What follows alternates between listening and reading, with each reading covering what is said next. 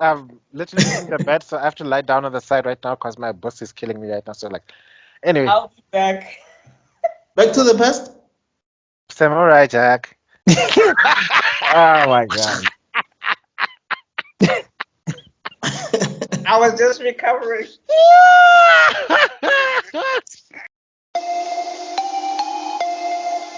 Welcome to yet another episode of the Nerdgasm podcast. And I've made a comment on TikTok. We are sober, but I'm telling you, man. So you can find me on Meister Geek Media. Hashtag Recast the Chala campaign. Except Jack had to find someone from Africa. He's so plain. Okay, I'm tebellokhala. Welcome to Nerdgasm.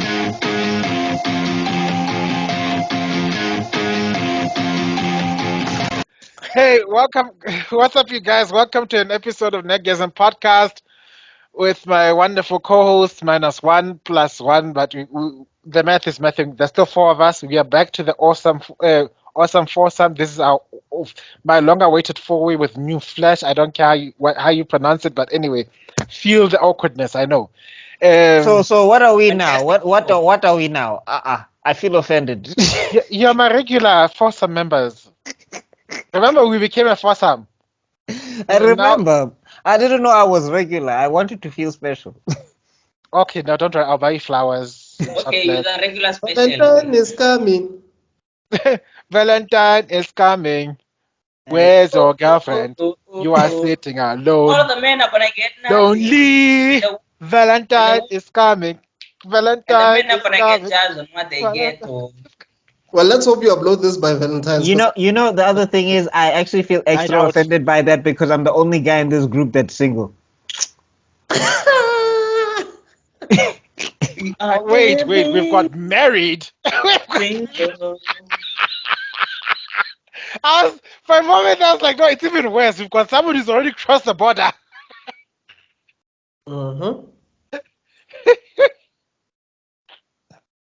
Anyway. Hey man, BuckMeister, be strong, homie. Ooh.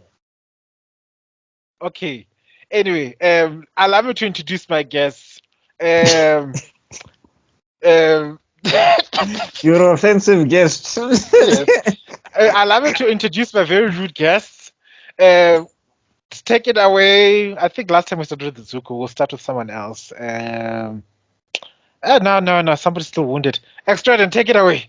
What is up, everybody? This is me again, back from the air temple. What up?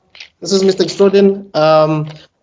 Thanks, guys, for everybody who's been subscribing, liking, commenting, sharing this channel. I see it's at 106 subscribers, so thank you for that.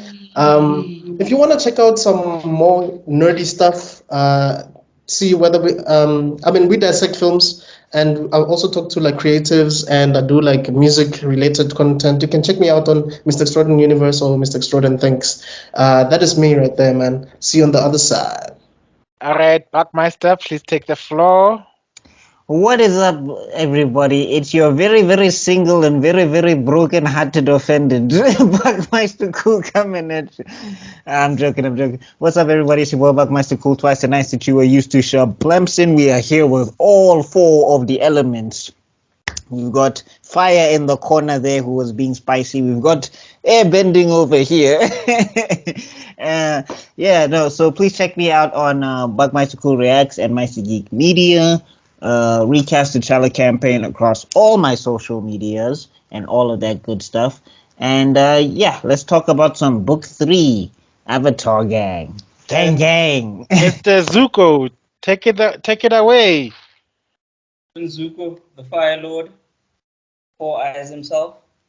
I can't see clearly, but I see you. So thank you for coming through. They call me Cortezi, the tallest midget you've ever seen. That's why they love me. Welcome to the show. You're gonna love it, and even if you hate it, you're still gonna watch it. Hate it or love it. Wow, so honest. Go follow him on Twitter, Zuko on Twitter. Yeah. Actually, everywhere, just go Cortezi, Kortezzee. That's all That's all my social media. I I've, have I've, that pu- all in all my social media. I'll put it in the link below. But that guy is huge. He's the big trader guy. He's teaching us the ways of the trader. The big guy. Yeah. So Yeah, we're dating. We're yeah, dating. yeah. We're tweeting. I'm big in the soccer world. I'm not really big in the anime world. I'm learning. I'm learning the art of navigating that porn site thanks to him. So I'm beginning to see away from the porn that everybody seems to be throwing. Aaron, speaking of which, did you have your meeting with the council? Because, hey, still. We do not talk about the council in this. There is no council. There has never been a council. I am not a member of this. What is this council you're talking about, Mr. I have no BuckMeister? idea what you guys are talking about, like for real though. Oh, no, I'm just And- talking about the fact that I keep getting men cheeks on my timeline because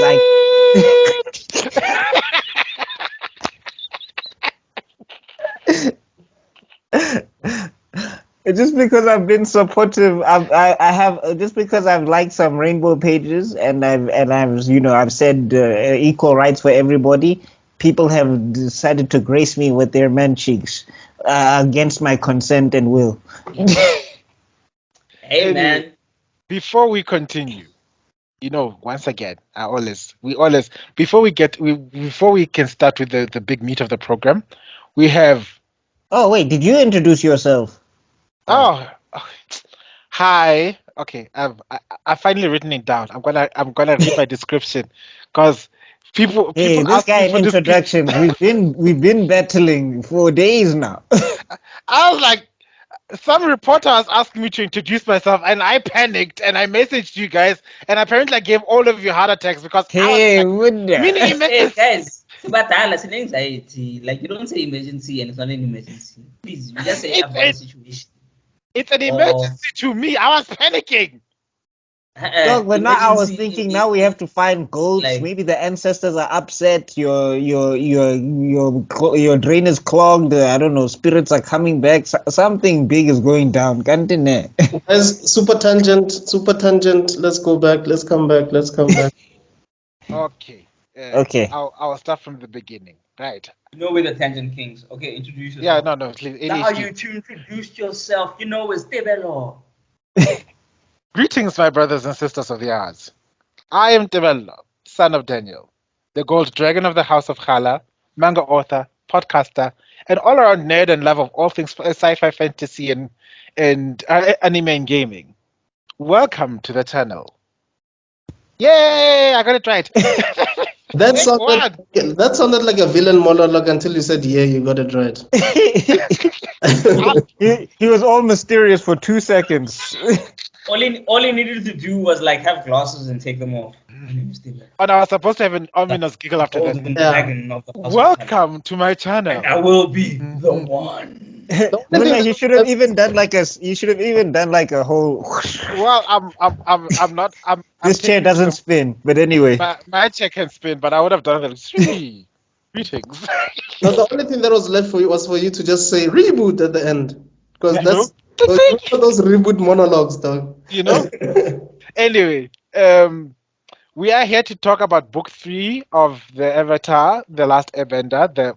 Arguably the remember, it's a set-up development payoff arc of the whole. This is the 10 out of 10 season for me. But before that, let's get to the new segment. Cue the anime news network music. So we jump from one into another one. We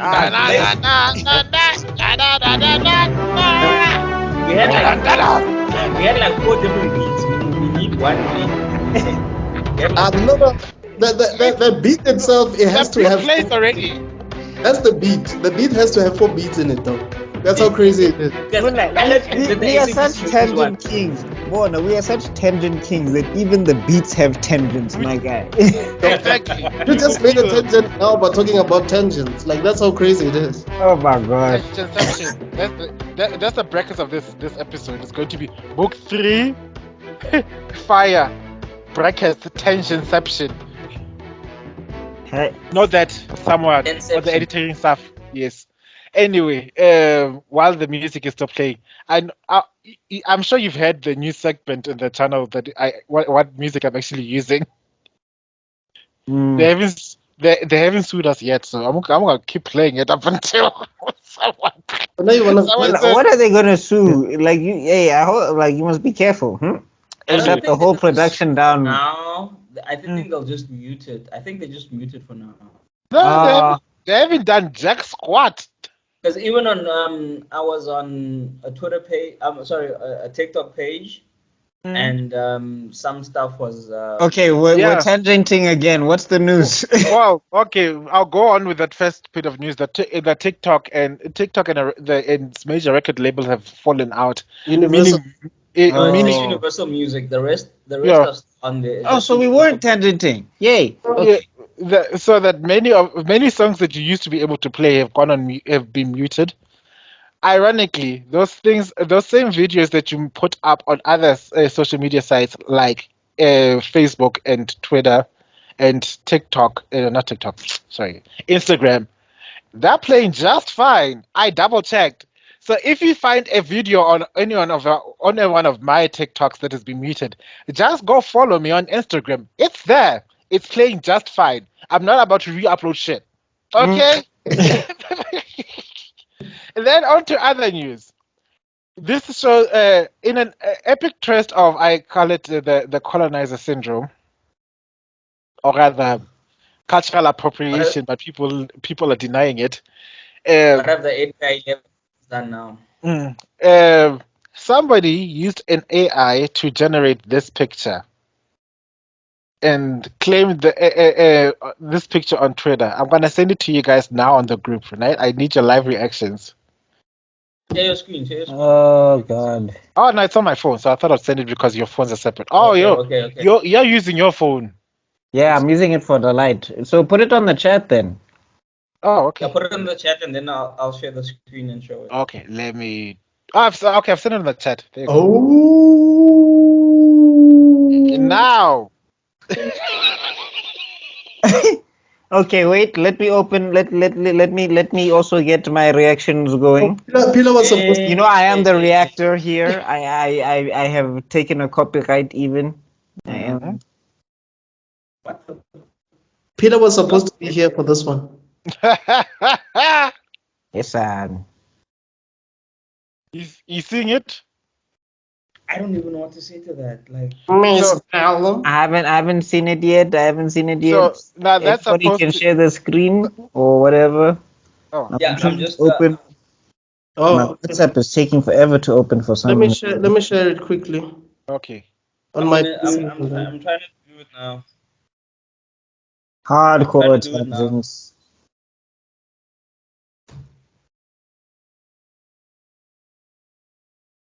Okay, I don't know. Where did you? Oh, okay. I'm still not seeing it.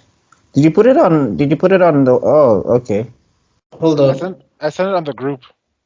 On the WhatsApp group. Yeah. Okay. We have a WhatsApp group, by the Oh. way, for those who don't know. We are millennial like that. Okay. There Uh, we go. Whoever. Okay, who's sharing the screen? Oh, but Extrodin beat me to it. Okay. Oh, Extrodin beat me to it. there it is. Are you seeing it? why is her neck so? Not yet. Not yet. now, it's an AI generated photo picture of what Miss Bellum. Somebody said Miss Bellum was supposed to look, and they put it up on Twitter saying, Tina, guys, you can rest now. This is Miss Bellum's face reveal," of which obviously a certain demographic was saying, "Wow, yay, she looks so cool." No, she doesn't. No, she They doesn't. lie. And obviously the us the melanated folk was like, that ain't Miss Bellum. We know Miss Bellum. Miss Bellum ain't white. There's no way Miss Bellum is white. But then people are arguing, no, she's a redhead. There's no black redhead. I'll come back to that. I'll come back to that argument. But then what debunked the myth is that we already have a face reveal in the new Powerpuff Girls. We do see Miss Bellum's face, and this is a picture right here. I'm gonna let me just share, or let me send it here, then share it. Powerpuff Girls. Because I thought Mr. My thing is, it's out of proportion. yeah, Like, no, for because artists, The artist in me is just like, bro, her neck doesn't fit her body. Who designed this?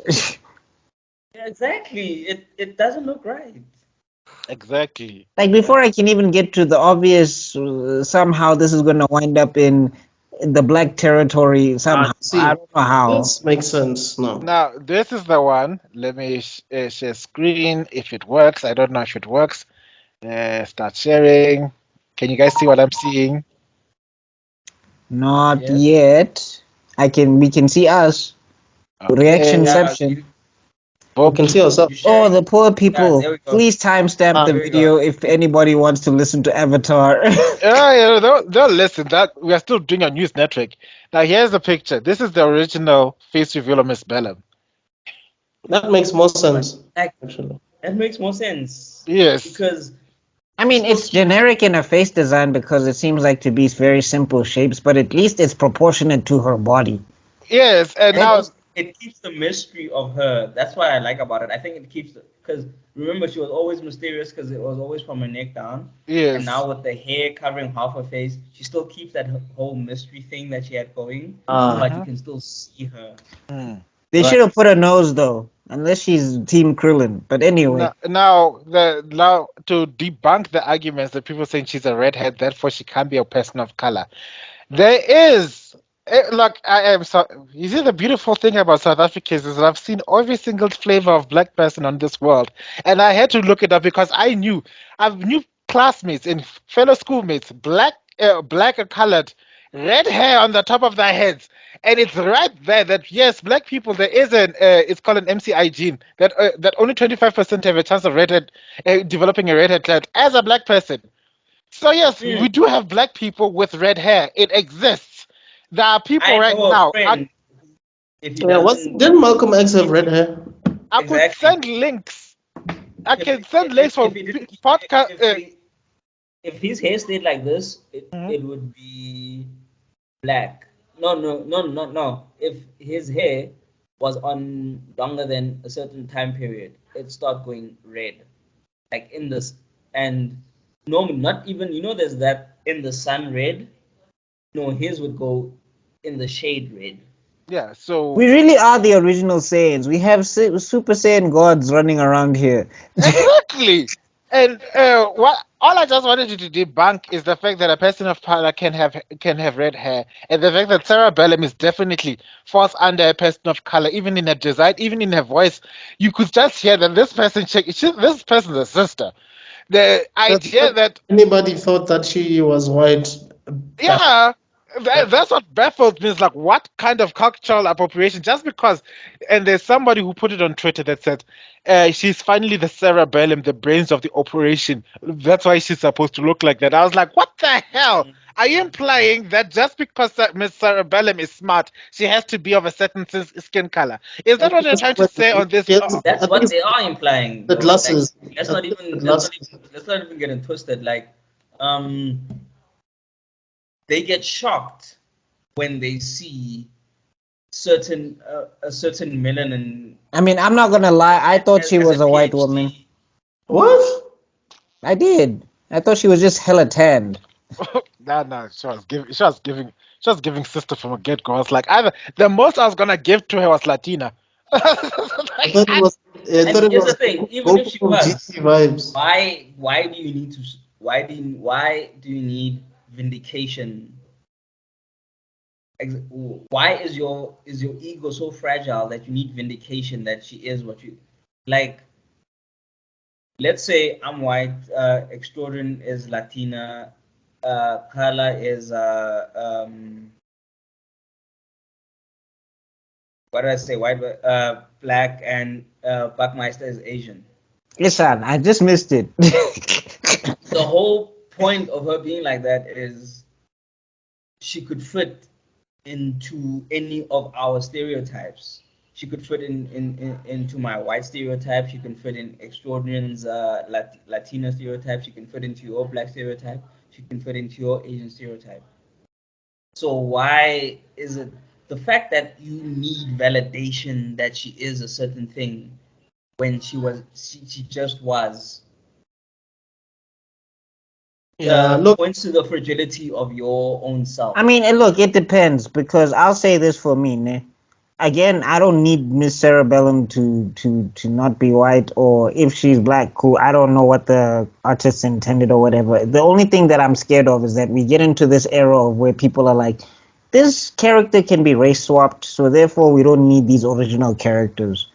So Yeah. when we start going down that route, then it's just like, no, but Yeah. let's have these guys first. Let's not. Yeah, that's Do I that. need Black Superman? Do I need? Yeah, we are. So? Because at this rate, we're gonna get a white T'Challa. Oh Lord, Exactly. he's been floating on the internet. I'm telling Yeah, so I was like, But like, yeah, in terms of Miss Cerebellum, look, they made the show. You can imagine what she is, and maybe you'll have a point or an argument when they start doing the live action, which thank God they're not, because some shows do not need to be live action. Powerpuff doesn't have to be live action. It's gonna No. look weird. for heaven's sake, they made that girl from the Teen Titans black and she had red hair. Or Star Oh, Sapphire. Starfire. Yeah, so I don't know how I felt about that, but anyway, whatever to me. I liked Yeah. her. I didn't. Maybe I think also. But I hated the show in general. So The truth I, that- I liked her. This boy Asian, right? yeah, I think. I think it was white Asian. Anyway, but I'm saying like I think I hated the show in general. So like for me, I didn't care anyway because I was like the minute I saw Dick Grayson with blood coming out of his mouth talking about F Batman, I was like, yeah, this is I not for didn't me. even watch that. The minute I heard F Batman, I was like, okay, cool, fine, okay, bye. It's not for me. Thank you. not for me. And then Anyway, they had like that- weird stuff like Batman was shopping for orphans like he was at like Pick and Pay or something. That's I was Bruce. like, Okay. what? Okay, I was gonna say I enjoy, but like bar that part that Mr. BuckMeister just said. Like what I think also because I was late on the Young Justice vibe. So which we never finished.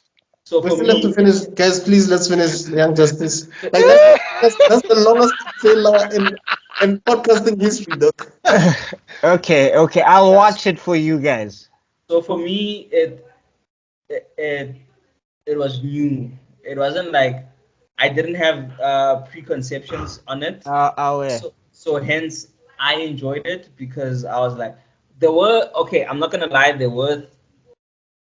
I feel when I think of it now, it didn't need to be like 10 episodes. It could have been 8 episodes or 6 episodes because they had a lot of filler, unnecessary filler that they could have done in like 2 minutes instead of a whole episode. You know, type of Teen vibes. Yeah, Teen Titans, the live action. How many seasons is it? It's 4. They finished on 4.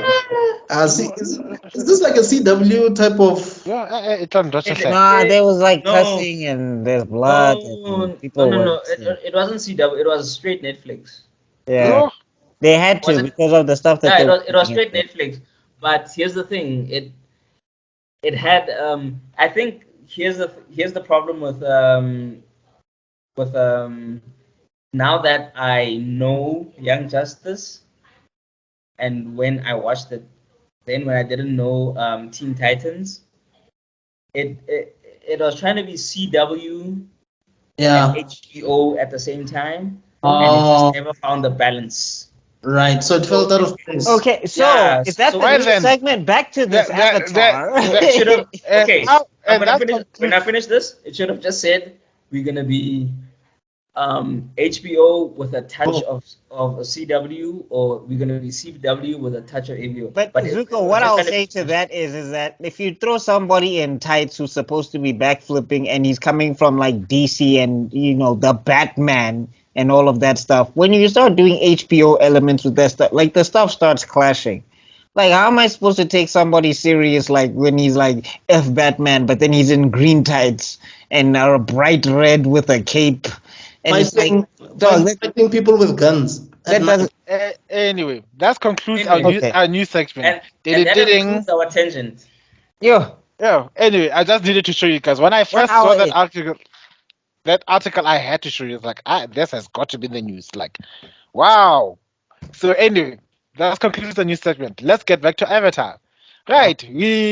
I believe it starts after the fall of Bunsen. Say it's been a couple of days, And ironically, it seems like Aang wakes up inside a Fire Nation boat, and he's the one who freaks the F out. Mm. And no, and it can't be a couple of days. It must be in a long ass time. If you think about No, it, it had because to. it's It had to be like because he had hair. I think he had Yeah, he had hair. hair. Remember, he woke up with hair, so it had to So be he something was, that and it doesn't like it doesn't like peach fuzz hair. It was hair. it was. Wait. So how did Aang go down before he woke up in the boat? Azula. Azula did the thing. Oh, okay, all right. Cue the Azula music. Ding ding ding ding ding ding ding ding ding ding ding ding. The avatar is mine. Right. I forgot that coincided with the fall of Ba Sing Se. I Yes. totally. Oh, okay, yeah. Yeah, that was a major loss, man.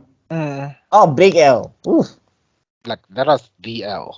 That was like it almost Yeah, made shout the out to Empire. all the Korra fans who would be like, "Oh, you just like Aang because he's perfect and he never makes mistakes." Hello. It was cool to see him with the hair, though. I liked that character design. I don't want to lie. You know what I also like is that one of my biggest issues that used to annoy me about cartoons is that every single character kept on wearing the same clothes every single episode. Mm-hmm. Like, guys, when we come home from school, we change. You can't tell me that you can't be so broke that you don't have home clothes to change into Nah, when you bro, get back they from got the school. Goku. They got the Dexter. Don't you remember Goku's wardrobe? It's just geese. Guy sleeps in everything. Guy sleeps in the same thing. Trains. Dexter.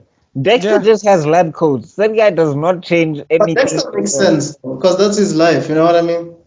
Yeah, he's a Yeah, scientist. but He's all now, about that Totally scientist life. Spies, though. Totally Spies has more than 100 episodes and they changed clothes every episode, though. and that's why I loved it. They also, but you it know, also makes sense because it's but spies. in They daughter, need to blend in. but You in daughter, can't we're be- about efficiency, chief. I just Not need to put it even on, and I then. just need to No. You can't be a Even in spy Bleach, in even in green Bleach, the whole time. even in Bleach, the gang they used to change clothes all the time. Yeah, because that Bona, makes sense. Bona, do you see Naruto? Do you see what's this? And that's what Luffy? irked me about Naruto. No, Naruto Naruto, change could, clothes. His jumpsuit probably smelled like crap, though. but then Hey, again, he's that's an orphan. That makes sense. The rest of the village, I can't forgive. Naruto and Sasuke Oh probably yeah. and Shikamaru because It's about And efficiency, dog. Sasuke was also an orphan. It's about efficiency, dog. They all have the same. Yeah, They buy 100 of the same clothes, my guy. and you see the difference between Sasuke and Naruto is that Sasuke had a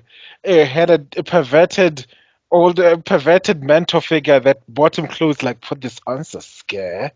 It looks so good on you. Okay, that just sounded so wrong. That's Orochimaru. Why?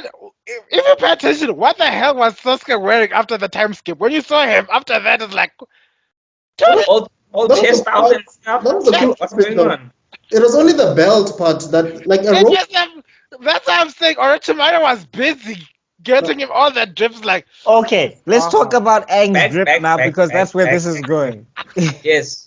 Because I was about to say Lord. Kulua was one of the few people who changed clothes in not regularly, but regularly enough. But we're going way too far away. Let's go anyway, back. so Wait, was Iroh in the boat as well? no, I was in No, jail. Iroh's not there. Iroh's in jail at this point Oh. because remember Zuko, Betrayed him. you betrayed me. Mm. And Betrayed Uncle Iroh. and the two evil twin Someone else grandmothers were busy announcing the heroic return of Prince Zuko and Princess Azula, and how the Avatar has fallen. The Hey, Avatar fell. those grannies are How? like some of the best hype women or I've ever seen in cartoon history. Like you hate them, but you're just like, yo, that was a fire intro. We slayed the thing. We did the thing. Bring Zuko and Azula. I How was the like, hell yo. can their voice carry that far? I was like, They did better than Masandi when she was introducing Daenerys. That's what I'm gonna say. absolutely. The Masande.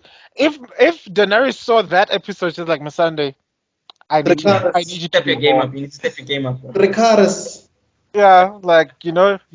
If it was those women announcing Daenerys, it would have been like Daenerys Stormboard of the House Targaryen. Yeah. Read. all they were missing they were missing the microphone with the ladies and gentlemen, let's get ready to rumble. And of course, No. They were missing the intro music. yes, it's the music, And and then of course, Stone Cold Steve Austin. Tom.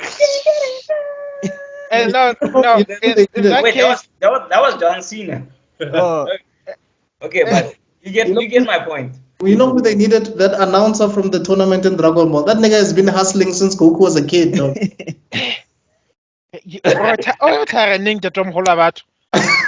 because he was there. Even in When- GT, he was there, dog. It's like, He's never retiring. no, it's his life. Anyway, so Yeah. Egg Secure wakes the up. bag. He tries to escape, and then he finds that no, this ship is full of friends.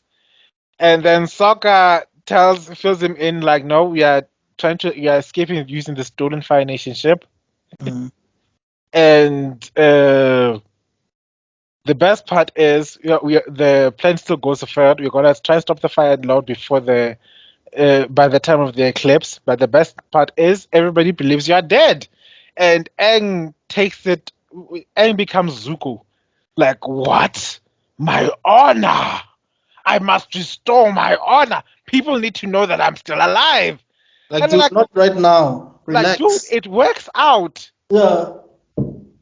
No, Dog, he was feeling that fire. He was feeling that firebender energy. Like Yeah, you know how we were saying Like, that. dude, after such a huge L, you still wanna one tell people that second. you still people know you're alive. No, but One I remember, the one thing about the Fire Nation is even after an L, they were still Bro. like, I'm a Fire Nation.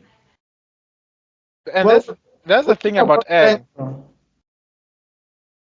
So I understand when they say that he was feeling that Fire Nation energy. He was feeling because like as we said throughout the books, like with the water, it's learning to adapt to change, right? Yeah. Aang has to adapt to what the world is now because it's not how he remembers it at all. We get to the book 2. It's about the earth and being rooted, and Aang is stubborn throughout that book, big time, to the point where he was so stubborn that he had to trick what's her face, had to trick Toph into beating her so that he could somehow convince her to teach him or whatever, and all of that stuff. And when he wanted something like going to go find Boomy, he would not budge for nothing. It didn't matter what was happening. When it came to Appa, dude did not, even to the point where he was so stubborn, he even said, forget these air principles. All of these desert niggas need to see me over Appa.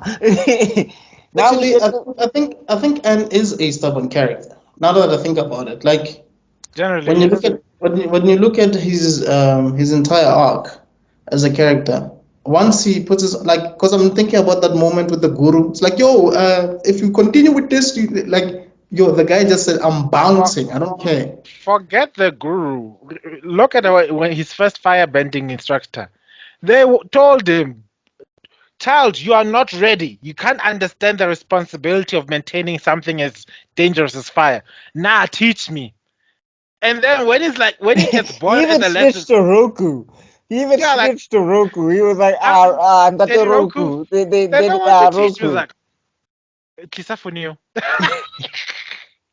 Hold my beer. Aang, pass me the phone. So I am weak, eh?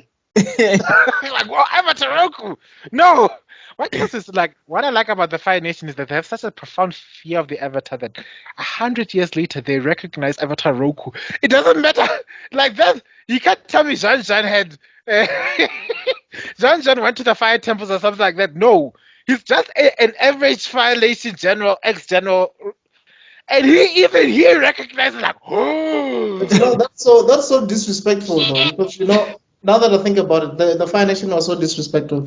The last avatar that you guys had was from your nation. Yeah. You should have honored him by restoring balance and not creating chaos.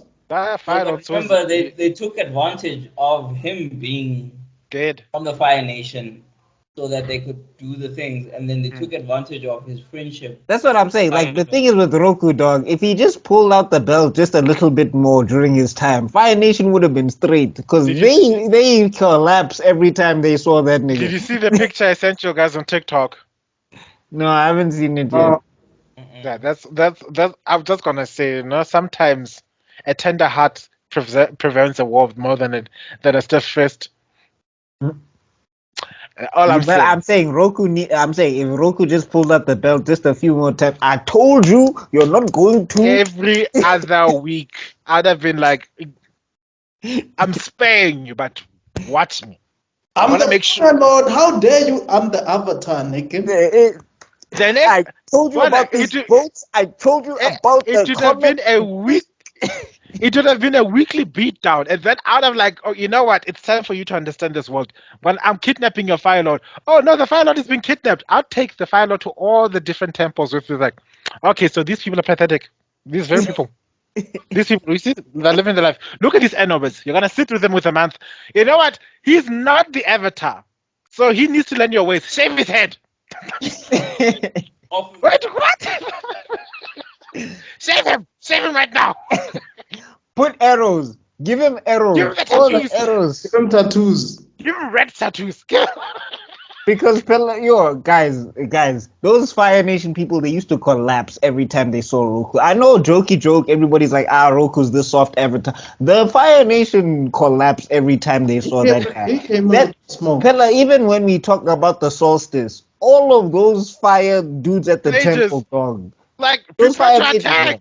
Well, he bent the fire away, and then they just saw Roku. They're like, bye. None of them were like, let's fight. It's like, We ain't about that life, dog. I guess that's why even is it Sozen? Not Sozen, man. Ozai. Wasn't so intimidated by Aang because he knows what Roku was about. You know we'll what get I'm saying? there. We'll get But, there. but yeah, anyway. Yeah. Now, Okay, let's okay. refocus. So no, I like that you brought up Roku because it was actually Roku that managed to make Aang snap out of it because Aang, in defense of his honor and stuff like that, decided, no, I'm gonna fly ahead of this boat He left, I remember. and he's gonna literally repeating the same mistakes he did as a kid. Because whenever rather than confront his feelings about a situation, He runs away. he runs away. So he literally regressed to that. No, but I think I wouldn't call it a regression though. I would say like it's the same thing but in the opposite. I don't know if that counts as a in regression. this case, Yeah, because he was trying to fix things. he's trying to fix things, but he's using old tactics to do it. Yeah, Because you yeah. have a team now. You Not have a only that, I it's the also thing. feel that points out to Aang's being a child, Yeah. being inexperienced. I think the one thing that I loved about the show is as an audience member, you're like, Aang, stand on business. And then Aang doesn't. You're like, Aang, how could you be such a little punk? And then you remember, dude, this guy's like 12 years old. He is a little punk. He is a kid. He's You literally know. No, it's like when that old dude was roasting him in book 2, and he was just like, "Yeah, where were you for 100 years?" And you're just like, "Bro, if I was 12, I was worried about action figures and like I could barely tie my shoelaces. That's Now nothing. imagine I have to solve everything that's been going on for 100 years." I used to run away. He ran away from I being an saw. avatar like days after he found out. So it wasn't a case of like he trained to be the avatar and then he failed somewhere along the line and he bounced. He literally found out it was the avatar.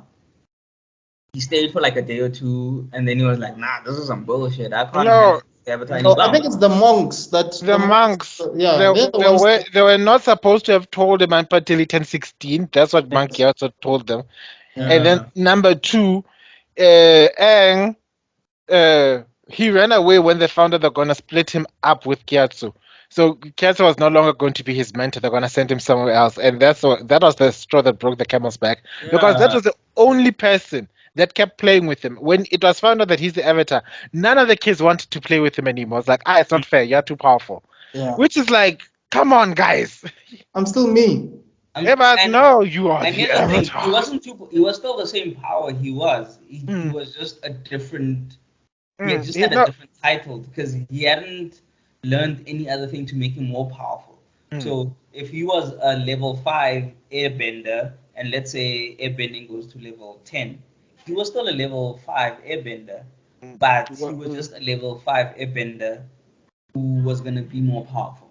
No. If you remember correctly, he was way more creative though with the airbending. That's why he created. Yeah.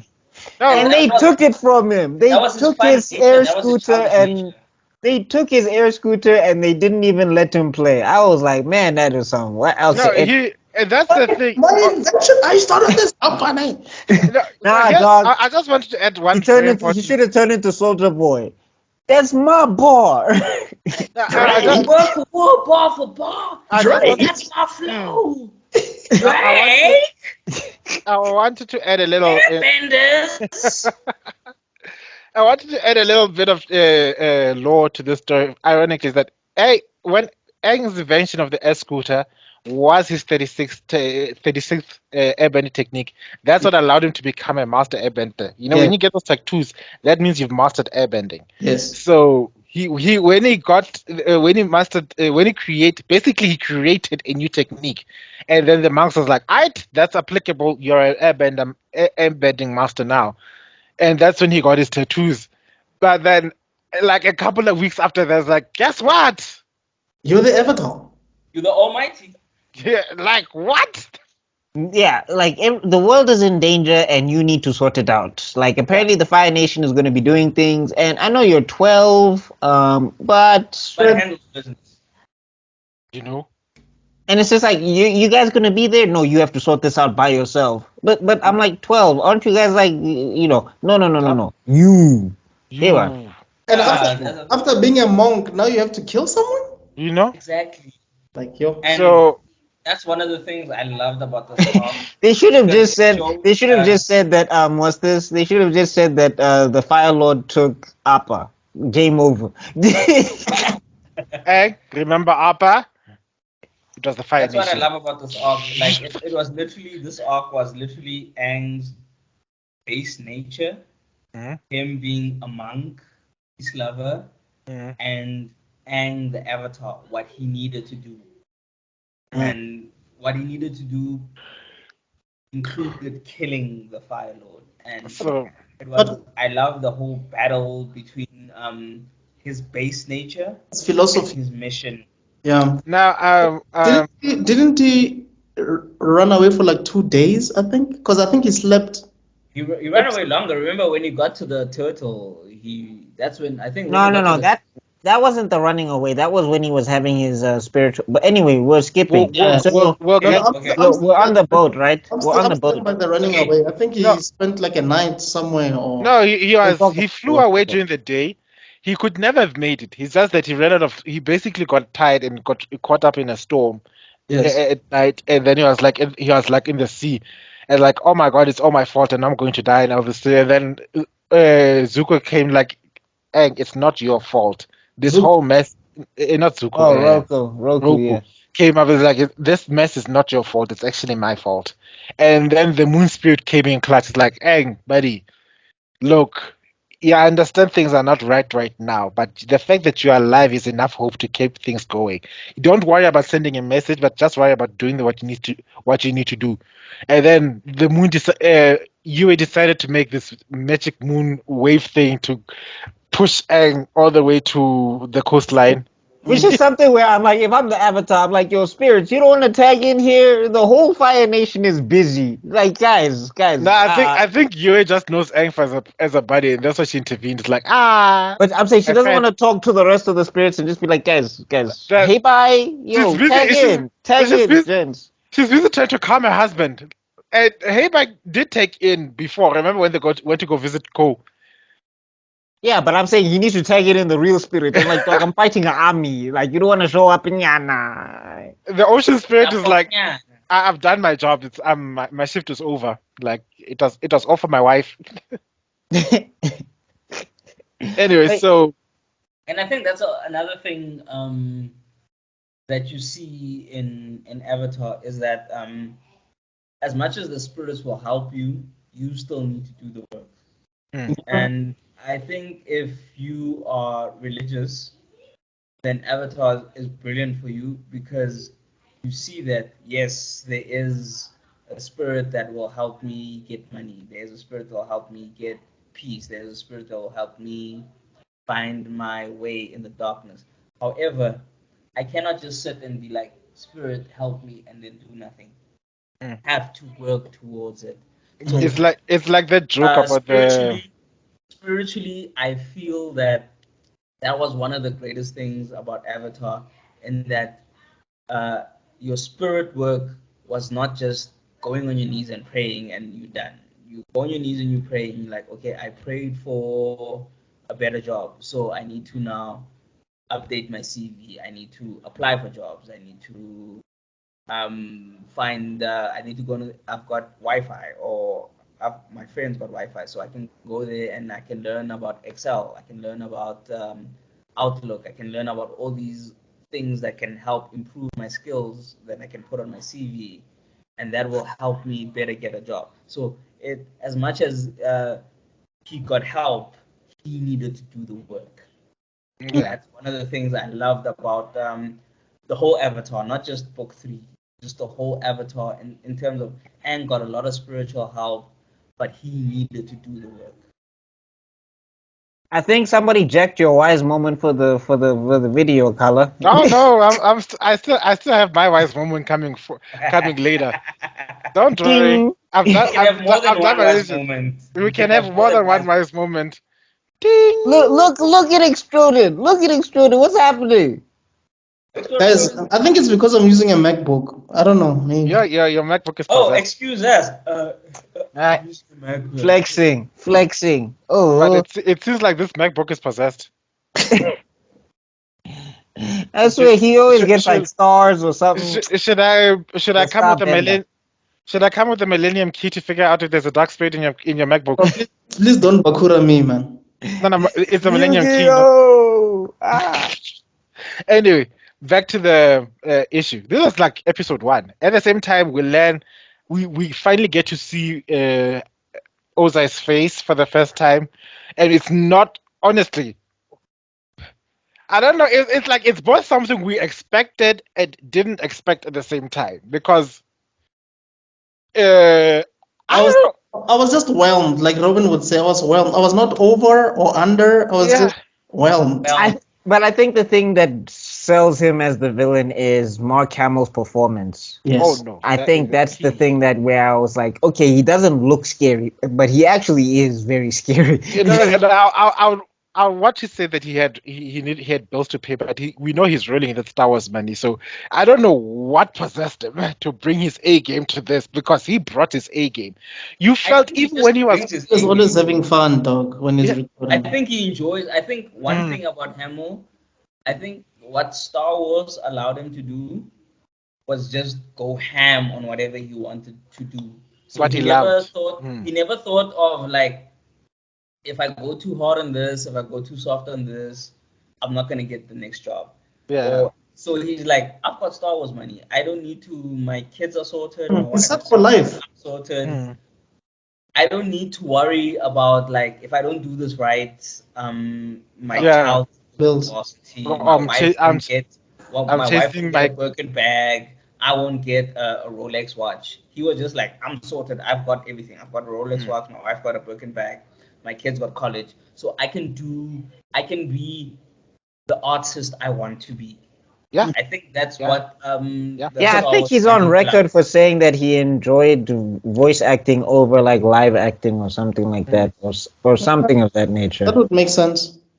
So, what we get from Oza as a character is that you see he's objectively beautiful. He's like, if you pay attention, it's exactly how Zuko would have looked like if he wasn't scarred. Yeah. In terms of his face Zuko design. has a bit of his mom's features as well, but I do Ozai was a pretty boy. I mean, I think he was even. I think, and also it's like a subtle not critique. I would say it's like a subtle commentary on like Iroh. Yeah, like what because buddy? No, because I'm like Iroh, like he was still a beast, but it's like Iroh wasn't trying to build himself up for war. But like Ozai was in the gym every day. I gotta be the best. Are you the best? around. You No one's know, ever going to he keep you down. He was and that, curling Hey, weights. someone's been watching some Jean-Claude Van Damme movies. What? This is definitely Vegeta's gym partner, though. No, dog. That's a Jean-Claude Van Damme. I don't know what movie it is, but that's a Jean-Claude Van Damme movie. That song is from a Jean-Claude. No, that's the Karate Kid. Is it the Karate Kid? No, I think it also showed up in the John Claude, but it showed I up in think the it showed up JCVD in- movie. Oh, okay. It probably showed up in a Jean-Claude because I remember it from a Jean-Claude Van Damme movie. okay, I don't have no idea what these people are talking about, so I'm just gonna pretend I'm smart. Like, Anyway, know Jean-Claude Van Damme. that guy. we were driving to kill him not so long ago. I don't That's know why what- you. the- No, I'm just being dramatic. Yeah. Anyway. He does the Anyway, splits. back. That's what he said. Anyway, back to it. I was saying that Ozai was in the gym every day talking that alpha grind. yeah, No sleep. he was in the gym, muscles. and in his earpods or whatever, he was listening to Andrew Tate and all the other alpha male podcasters. Like, No, he was listening to Vegeta's theme song, Hell's Bells, ding, ding, ding, ding. No, Ding, ding, ding, ding, ding. when he's not listening to music, he was listening to all that toxic masculinity. Because if there's one person who embodied every single thing that was wrong with the Fire Nation and everything that's wrong about manhood and everything that's wrong about fatherhood, it was Ozai. Dear Lord, the amount of inferred manipulation. Can you imagine if someone is that scared of if you're being that afraid of your father that you'd rather let your older brother get the notoriety of Younger brother. Your younger brother. No, it's older. Azula's younger. Is Azula can't be younger. She is. Ozuna is younger. I never got that No. impression. Oh my god. Wait, you thought Azula was older than Zuko? I thought that they were like the same age or No. like Zuko like is a the year crown apart or prince. something. No. And Zuko's a crown prince also because he's male. Yes. But however, Azula comes through with the talent and Wait, then so what's the age gap? It's about 2 years.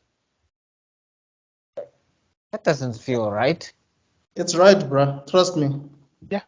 I said it doesn't feel. I'm not debating the factuality So- of it. basically Azula and Zuko is like Hinata and Hanabi. They're both talented, but Hanabi was just had the Well, fire. no, I think the No, put okay, it Zuko closer- had the fire. Okay. yeah, no, I get you, but to put it Hinata was closer a bad to the example role. in terms of the fire, but I'm just talking in terms of talent. If you look at them in this context, Zuko and Azula are like a reflection of Iroh and Ozai.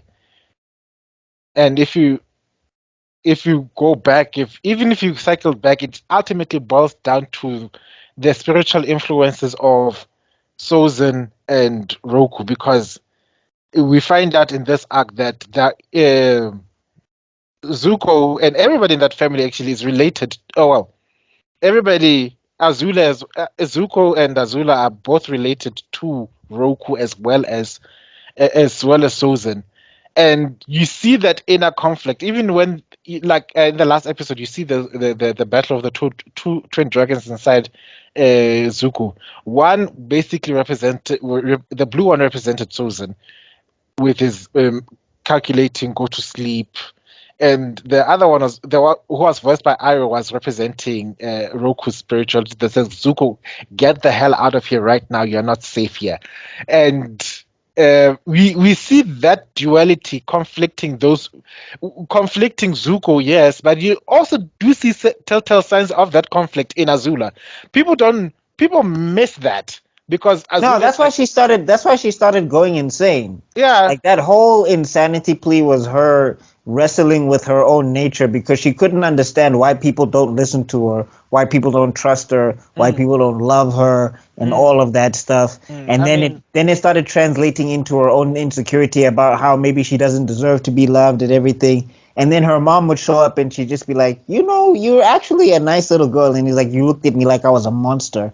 So now it's the whole thing of, is she a monster? Is she not? She doesn't know. And then I think that was her biggest flaw. Like, she was the opposite of Aang. Because Aang was all about balance and she was all about just one thing. She didn't balance out her life. Yeah. I think that's why she couldn't even maintain the two relationships that she had with Ty Lee No, and but remember, her whole relationship was maintained on her approval of her father. The way she treats Ty Lee and the way she treated May, it's based upon how Ozai operates. But you're basically adding to this point that I'm making that she failed with maintaining balance. Now we see, and I I would just think wanted it's to also say, addition that she didn't have her own identity. She was trying to follow her father's identity. she was Daddy's And then princess. Yeah. And then when she tried to find her own identity, because she was like, but guys, I'm the princess, you're supposed to love me. And then people didn't, and then she didn't understand that. And then she didn't have an identity outside of that. Like Ozai, he was like, I don't care if you love me. I'm the Fire Lord. I'm Bowdy. I'm about this ish. Zuko was like, I'm the Crown Prince. This is supposed to be mine. I'm coming for it. And she was raised. Remember, she was also raised with her mother, and she was raised gently. And then, and then the mother wasn't there, and then she was raised roughly, and then she thought, okay, I need to be rough, but she still had that gentleness, but she didn't know what to do with that gentleness. Not that I wouldn't say that. However, Zuko, he was raised rough. He was raised gently with his mom, and then he was raised rough with his dad. But then he still had his uncle to push the gentleness, so he got more balance in him. Yeah, I'm saying I think with Azula though, I wouldn't say like I think just in general she was always vying for attention because if the whole thing of Zuko is the crown prince and he's supposed to take over, Azula didn't know where she fit. And then she found out that she was way better than Zuko. Not way better. I refuse to say that because people always say that Azula's washing Zuko. I don't believe that. I think when Zuko's at his top game and he has his head in the game, I think he can take her. But that's just me. Anyway, but she found out that her talent was valued over Zuko's to the fact that her fire was blue or whatever. So she automatically shot past Zuko in terms of Ozai's how useful approval. how useful the children are in according to Ozai or whatever. So getting that was already like this is the biggest hurdle ever in my life. So everything else was supposed to fall in place, and then it just never did. I agree with you because I think she was very much excited or rather happy to see Zuko getting punished in front of everybody or rather humiliated. Yeah, she was smiling. Yeah, she was smiling it was basically when that trauma happened. That scene, you see, Iroh looked away. Zhao was like, I don't know, Captain Zhao at the time was like, and Azula like, yeah. Zhao had beef with this kid for a long time. Jesus.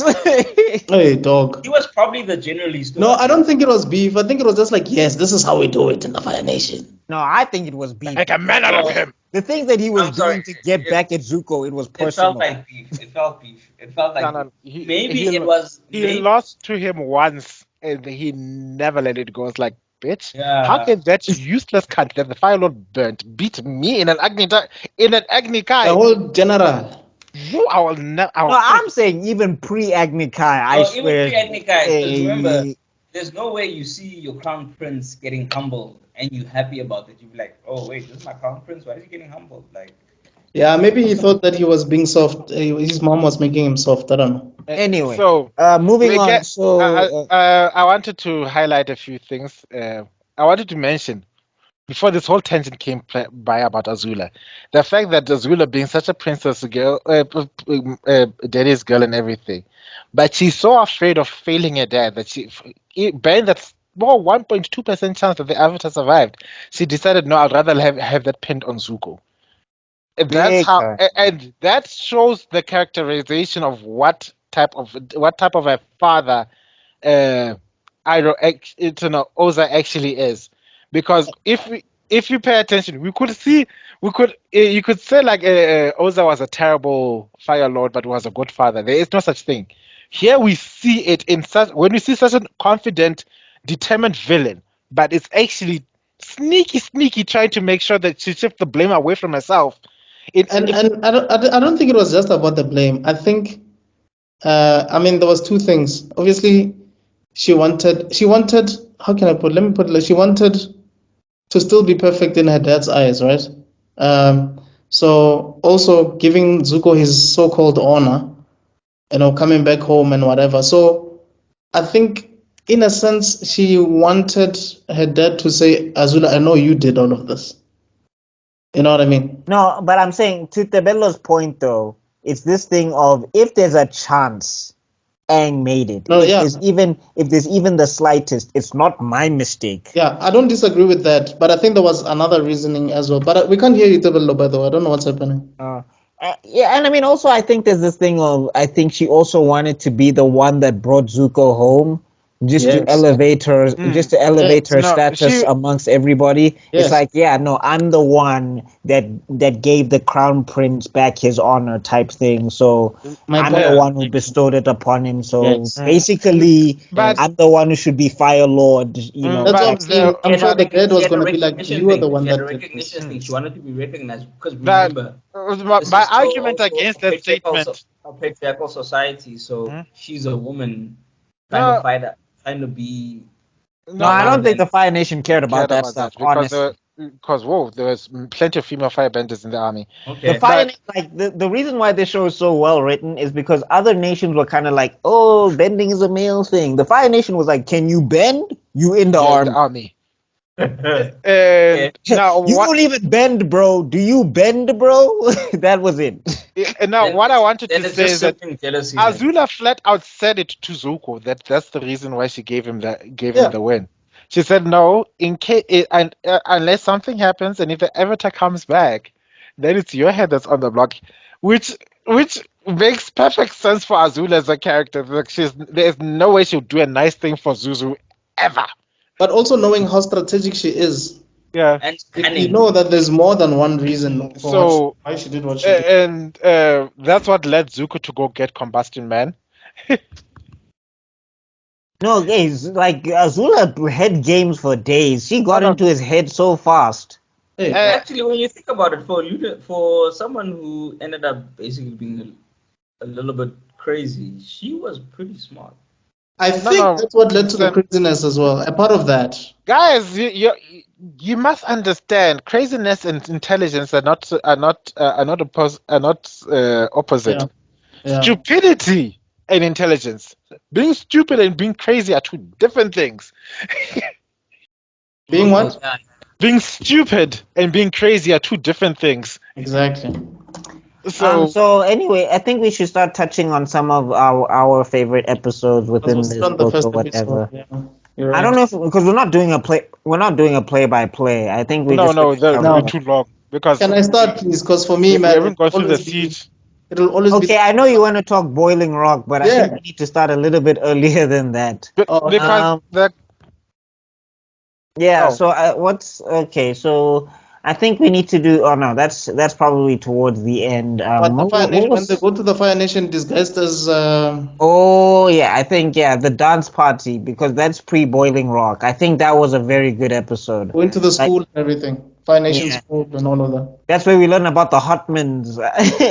Flame your hot man. Flamio Hotman. Didn't he throw a party or something? Yeah, he did. He Yes. did. He And, threw a party in the but, cave. He did a party and even a dance party. Got the fire people to dance. Yeah, he was teaching them traditional firebending dances. That goes to show the level of what kind of Knowledge. propaganda, what propaganda actually does to a nation. There's no nation that actually wants to be the bad guy in any narrative, and that's what I love about the writing here. You don't, which departs violently from movies like Star Wars or okay, for me, Star Wars or The Lord of the Rings or something like that, Yeah. where bad guys are obviously bad, but even then you I have am to do bad. something in the universe for the audience to see that the bad guys are bad, like blowing up Alderaan or Yes. or something like that, Throwing right? a planet with the duster in, Yeah. in seconds. Yeah. Yeah. So, but in real life, we don't. Nobody has that luxury. The people would rise up and say, "This is messed up, yo. What the hell kind of? Right. What the hell? What would justify you?" Well, I killing- mean, it also depends because like there's the thing of like that's the thing with propaganda, right? Is that Yeah. you also get told that you're not the bad guy. Yeah. Like that's Like you, the you final like hero. anybody who's just living day to day life or they're Yeah, on the that- ground, they don't know. That's what So, I was like, trying to get to that the propaganda machine is very important when it comes to what accounts of this type of scenarios. Where you teach your kids that the air nomads had an army, that Sozin had a great titanic battle with the air nomads, and like Aang was like, "Are you guys serious? The guy's gone with a sneak attack. There ain't no such thing. Like, were you there Remind me 100 years ago?" It reminds me of Gohan at Orange Star when he was reading out loud. They were doing like these orals, and he was reading, and what he was reading was like, "The Great Hercule saved the world by defeating Lion." You remember? And I'm like, "Yo, dog, you're the one that killed him, but you're busy reading. This is in the textbooks. You guys are studying Hercule as a hero." Oh, Hercule And dog, number and one that's gaslighter, ultimate gaslighter. Hercule, like I'm not gonna lie. A quick tangent. Hercule was one of my favorite characters on DBZ, and he shouldn't have been because, like, dude, you have no power. You act, utterly you useless. literally believe your own lies. You Like, how is this possible? But like the way he was so convinced in himself, and he believed in himself, and he believed in in his own hype. My his own God. hype. It just When to the point where he convinced himself that Cell slapping him was him tripping on a rock and falling into a exactly mountain. like, I was like, yo, dude, like the level of delusion was so brilliant that I fell in love with it. Like, no. So But the thing is, though, it's not even delusion because he also knew what was happening. It yeah, was because him then realizing what happened and then lying to everybody else and being like, "Nah, I tripped on a rock. Don't worry about it. brother, I'm do you want gonna to go get back in on there." stage? Yeah, do you want to go back on the ring? Oh, my stomach. Oh. Hercule knew how much of a fraud he was and still played everybody Yeah. dead. dog, paid millions, dog. it was brilliant, dog. Like, I'm Anyway, sorry, like, let's not digress. Let's come back. Let's come back, Anyway, children. yeah, sorry, So, coming back. Yeah. I just wanted to emphasize on the propaganda of war and why we have such a lovely privilege in this day and age for being able to find the truth out for ourselves. Study this W- thing. one of the major stumbling blocks is not real faced in this day and age was the fact that social media caught up has become faster than the ability for them to produce propaganda, and it's the same thing that Yeah. happened that toppled other regimes. I mean, there was that whole what toppled Gaddafi in the end was social media.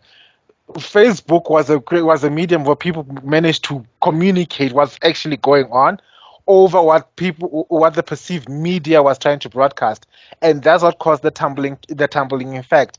So what Eng does here is try to plant a seed because he knew he can't break them by telling them the truth. But Yeah. then he taught them about their own culture, which is something that you don't see, which is something brilliant that I loved about this part of the arc was like Did he tell the teacher? Did he tell the teacher? Was he saying this in class or was he telling them like after? no, Yeah, oh, no. no, He at was first, saying he this in first was like, class. this has to be a joke. And Uh, then he realizes, like, he got into trouble. And then he realizes you shut his mouth. Then it's like, no, don't. Shout out to Sokka playing the parent. Oh Yeah, my because god, then, that was so funny. yeah, with the mustache. yes. So hey, this, man, I'm something, I that forgot guy his name. works hard, yeah. Something Fire, and this is my wife Sapphire. Hi, I'm Sapphire Fire, and she's like, she's already pregnant. How the teacher doesn't see her? This is a teenager.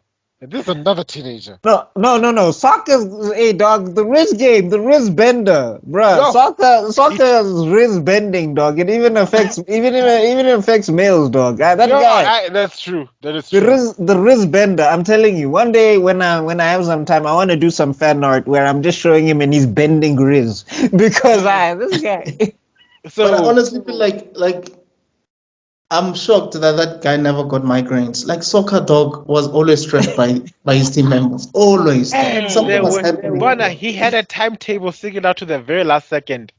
And they were like, we are not following that. Nah. Oh my god. I was talk about Katara's episode when it comes to that, but just to cap it up on this episode, I love how when they had the whole party and everything, it all like you get to see that these kids like they are normal. And they want to be kids. Like Zuko having this conflict in him. It's not special. It's special because it's Zuko, but it's not special if you understand what I'm saying. Okay. I get you. Whereas like these everybody goes through the same identity crisis of sorts. His is magnified because he's in a position of power, and he's basically he's got a big Like he ass destiny on his should be shoulders. happy because he got what he wanted, but he wasn't. Mm. Yeah, but then Well, when we get to those kids, they're just like, bro, they said we're not allowed to dance, and Aang I was like, mean, what? I like I like when Aang was busy playing the big ass trumpet and he was like, like, what are you doing? Oh, am I playing it wrong? No, all that movement. Oh, aren't I supposed to dance? No. You're supposed to stay very still and rigid. If you can't resist the urge to dance for the Fire Nation anthem, you can step your feet. That's allowed. I was like, Hey, dog. Like so Yeah, but it was a the great foundation is so episode. strict, dog. mm, And I'm it's saying the, it was a great episode, and it was a great like mini world building episode. Like that's the thing Avatar does really well. It's like it can do a lot of world building in like one episode. You know what I'm saying?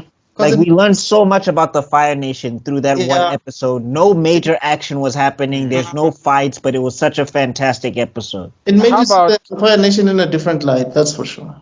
what Korra did? What not Korra? Oof, Hey, who whoa! the hell? Who the hell? Don't say that name in front of you know who.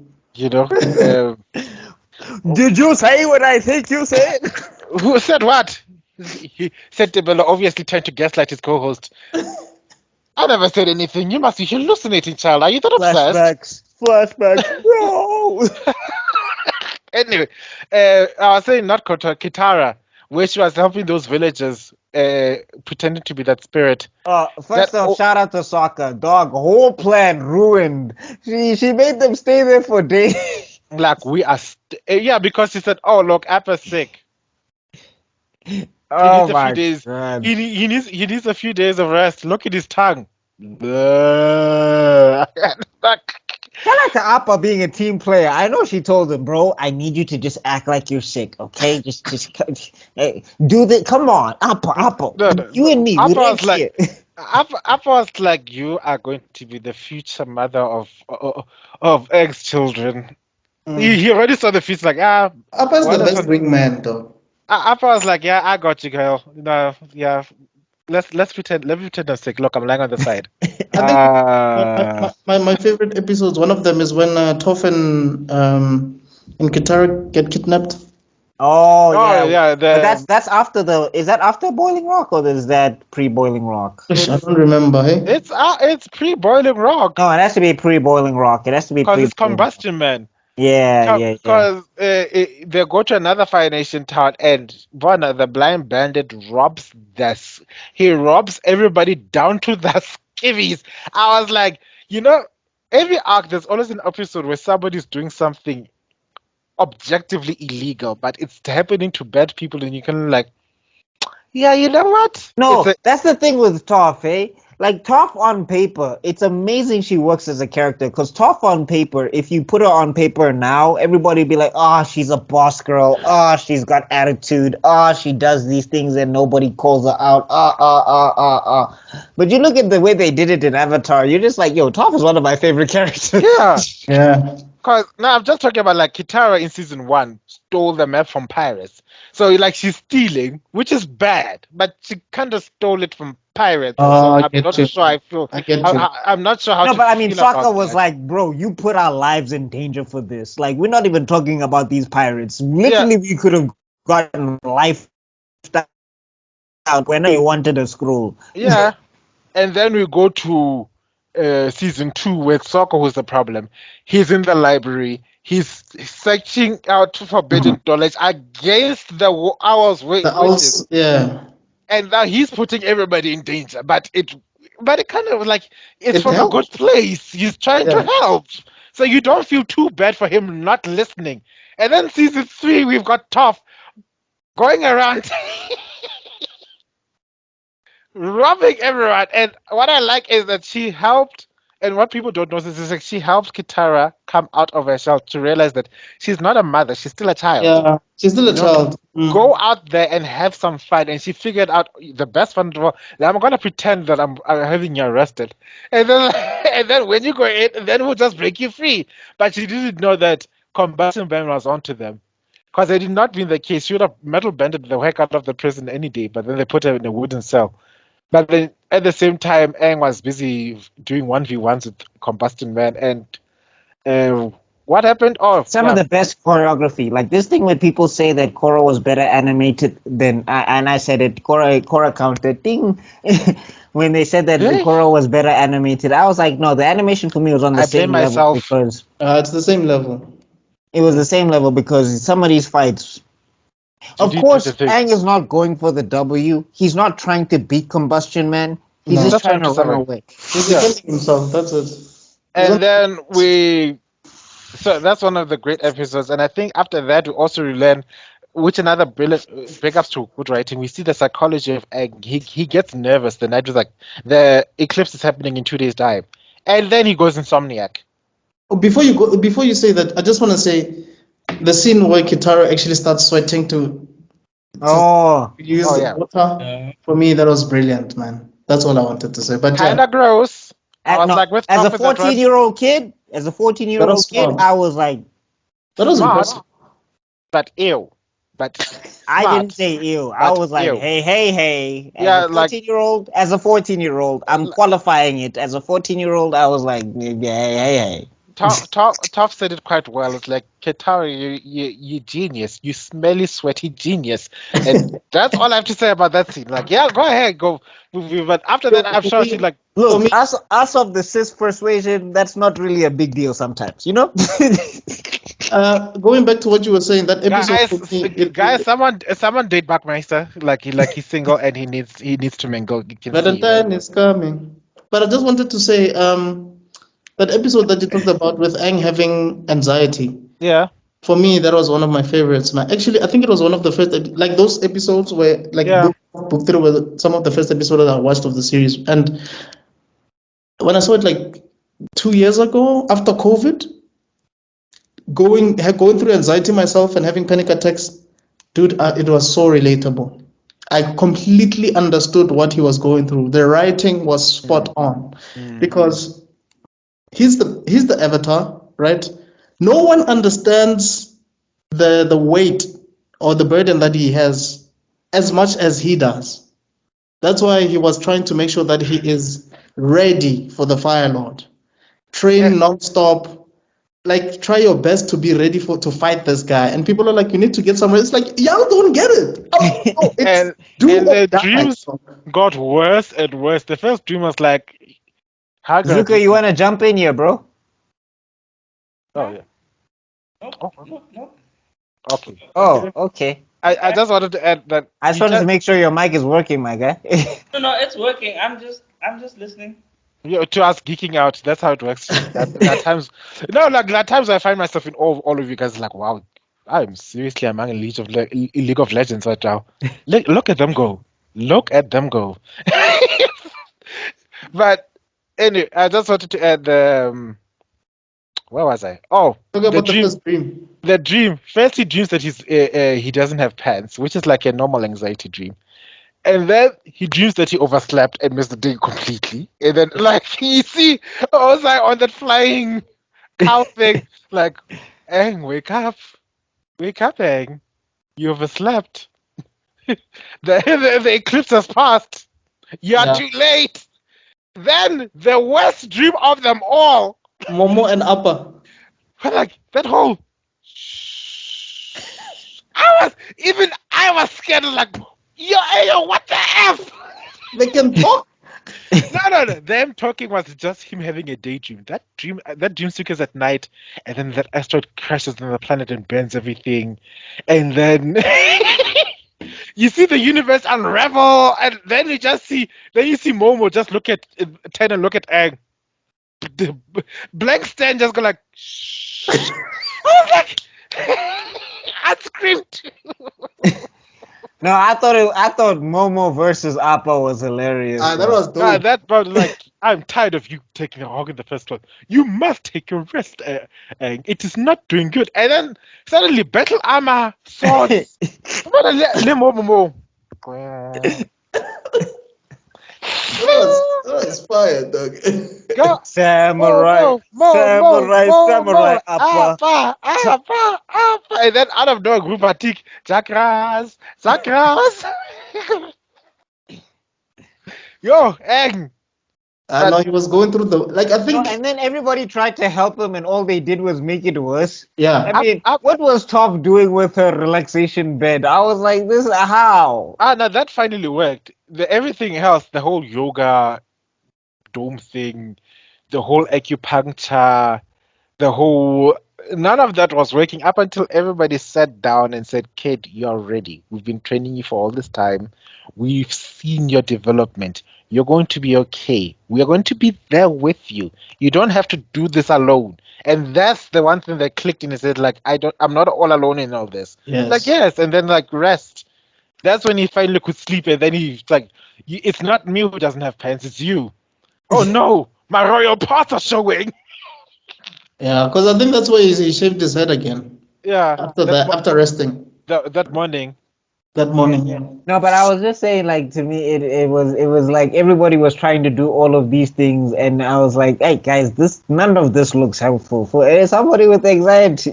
You know? But it goes back to what Zuko said, though. These people are still kids. Like they don't know anything about psychology. And they're just trying what they can. And then the only thing helped was that when they literally rehashed an intervention, a They literal have a intervention. mission, and then they have things they need to do to fulfill Mm. that mission. And in fulfilling that mission, I think this is, and I'm gonna reiterate this.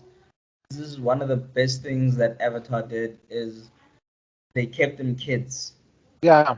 Yes, they Yeah. had their smart moments, and they like, dude, you just beat a master. You just beat a master bender, but you're just a kid type of thing. Mm.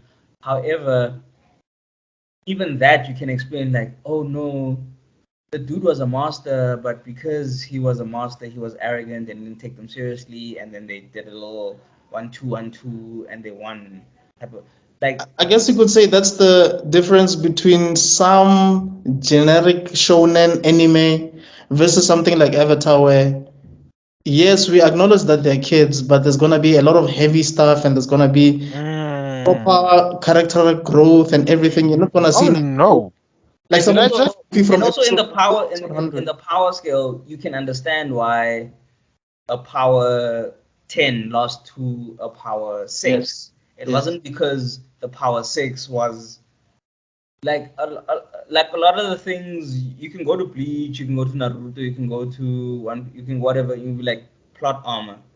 But in Avatar, yes, you can say plot armor, but however, you can also say like no, it was strategic because Yes. ABC. Like And funny enough, no one explains that. Sorry to interrupt, but no one explains that watch explaining better than the whole time when Sokka was having confidence issues and needed to go.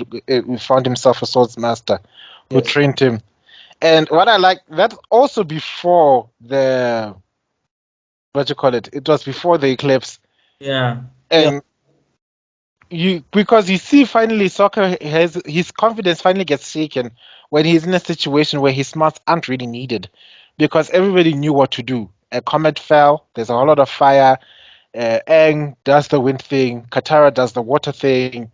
Toph is bending the earth. Toph is bending the earth, and it looks all beautiful. And Aang is just like, Sokka's like, then what am I here for? And that's when you realize, that's when he had to realize the value of himself. Because when he was not there, the jokes were dry. People were dying of boredom. There was No, there was no plan. There was no food. I Yeah. was like, dog, this team would fall apart without soccer. Oh my Like, god. because here's the thing, Sokka also just did the basics. The Mm. other things like people forget. Sokka made sure they had food. Like Sokka, like we don't have water. Let's like conserve the That's why water. I'm saying he was always. I'm sure he always had a migraine with those guys because Yeah, Yeah. because those guys And, didn't we don't think, they have just did. food. and he went. And the other thing they showed the different things about his characters that Sokka likes shopping. And ordinarily, especially in these type of animations, that assign the shopaholic to a female-based character, which doesn't really translate well. So it's that subtle jab of Sokka is comfortable in himself as a man, and he's gotten to the point where he loves going on a shopping spree. And it's like, should I No, get this? I'm saying But Kiyoshi. also, I'm saying remember Kiyoshi beat them. I'm saying Suki, who we gotta Suki talk about. beat I can't. She beat the the misogyny out that misogynistic, man. and ever since then, it's like, She bowled soccer big. ever since then, man, like, it's like, what is this misogynistic nonsense? I love my shopping. And then he goes No, but to like the other thing that's so brilliant about him, just to go back to Suki for a yes. second.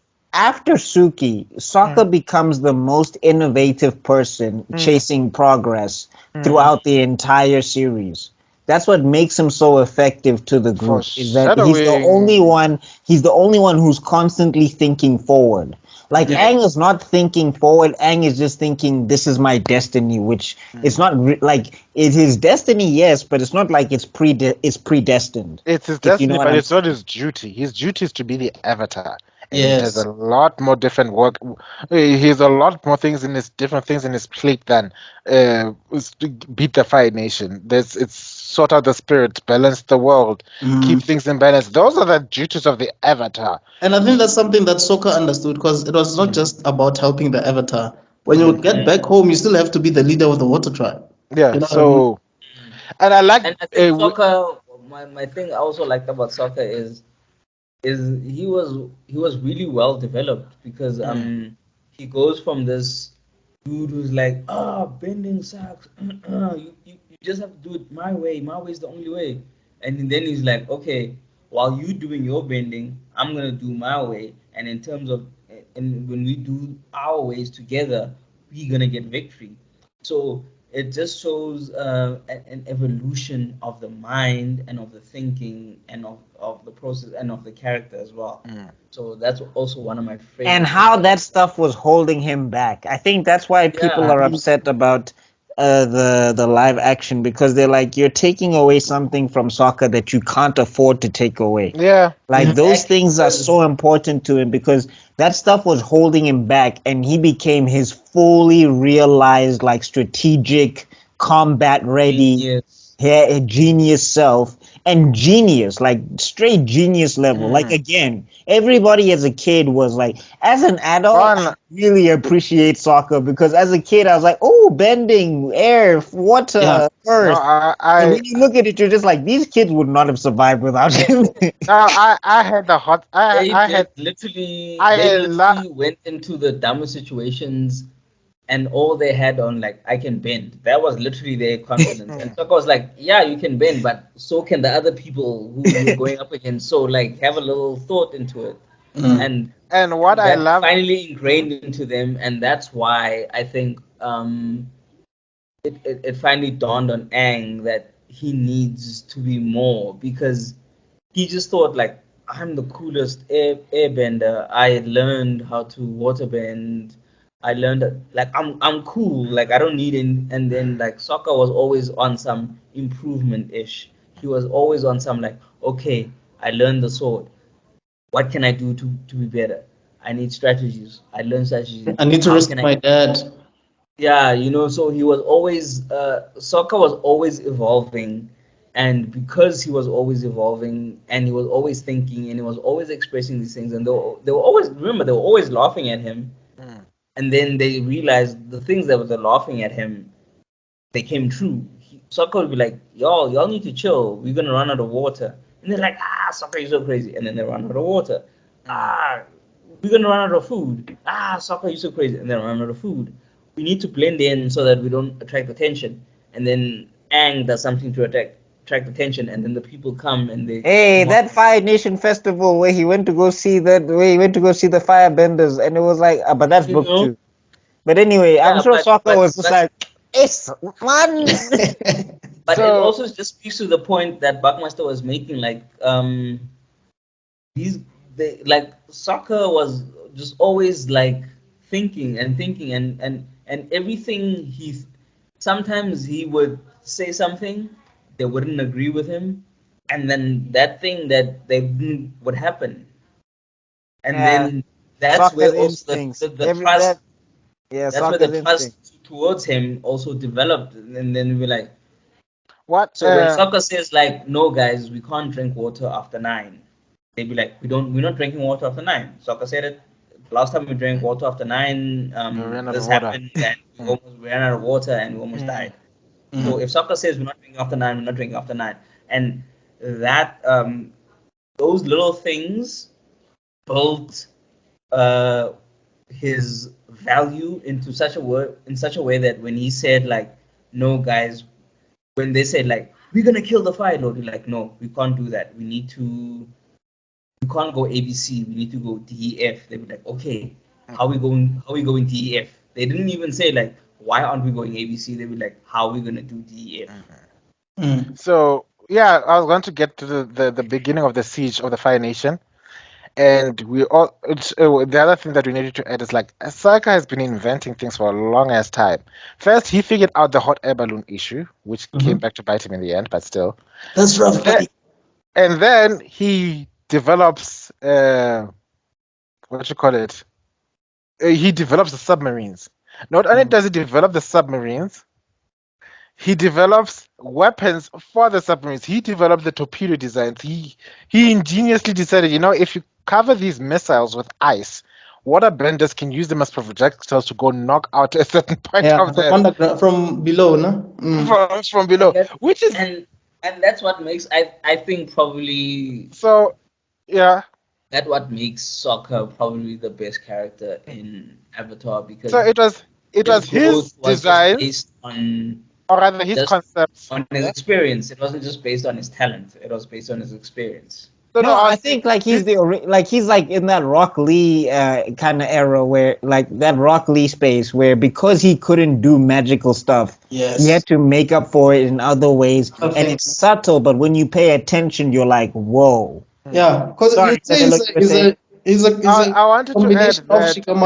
Shikamaru and Rock Lee. Yeah, he's literally in terms of Avatar, he is Shikamaru level intelligent.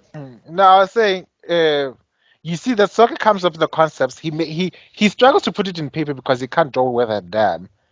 But the other inventor catches on to what he's trying to communicate, and that's what I loved about it. Like there'll always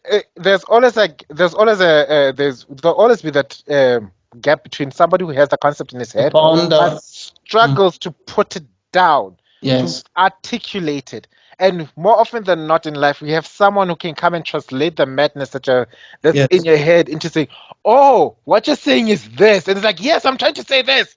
Like, that's that thing all is actually designers well. go through, by the way. Graphic designers, fashion designers, architects. That's what they go through. But I think the other thing, though, that's kind of brilliant is that, remember, they invented that hot air balloon together. And Sokka was the one that figured it out. So it's like, if he had the resources, Sokka could probably build it himself. But because he didn't have the resources, he had to try and put it down, hoping that somebody else can understand it. And that's why I didn't bat an eye when someone to tell me that Republic City is Sokka's invention. I would have believed it had like hook, line, and center.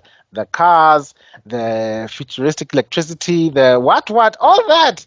Yeah, because we had an entire arc of seeing someone invent things. Like I need to invent. These boats are gonna be seen from a mile away. So what do? We're gonna take these boats underground so people don't notice what's going on. It's covert. So because when they put up the fence, because obviously there's a huge. Wouldn't you notice a big ball of mist sailing towards you, and by this point that they know your enemies are more or less aware that there's going to be an eclipse. I like the fact that they went, and the only intel they went on to make them think they have a chance against us, or that they assume that the Avatar is dead. So they're going with them thinking, oh, they think the Avatar is dead, so the war's over. So we're going to attack, but Jiki. Azula ain't like that. Azula was like, listen, you're going to be a black sun. This is going to be a drill. I can 110% tell you, rebels are going to attack on that day. There's three things that I just want to say about Sokka. Yeah. One is, even though he had, I'm not sure, maybe you guys can correct me, I'm not sure if it was book 3 or book 2, where he was given an opportunity to actually, I think it was book 2, to speak to the other Water Tribe warriors or whatever, to make a speech. Oh yeah, it was in this one. It was book 3. It's book 3. It was the battle because they're like, go speak to the man and motivate them, and he fumbles. And he fumbled, dog. Like he choked, and it makes sense because He's a kid. All along, he was dealing with kids. He was dealing with his age mates. Now he's dealing with like grown ass man, like a whole army.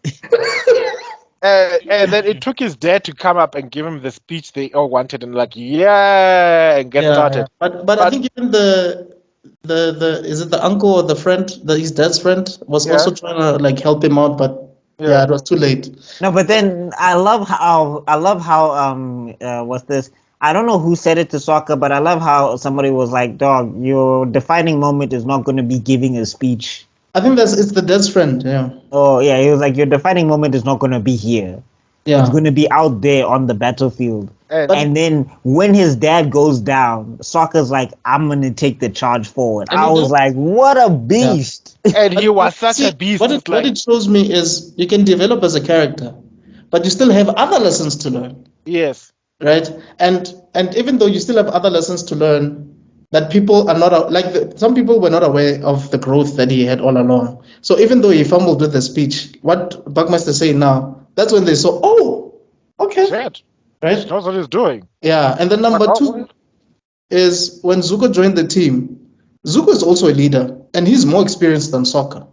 But when you see an episode like Boiling Rock, Zuko was not second guessing any of the moves that Sokka was making. It was like, okay, cool. Okay, I'll go this way, you go this way. You know what I'm saying? Like nobody, even when they found Suki and he told them his plan, nobody went against it.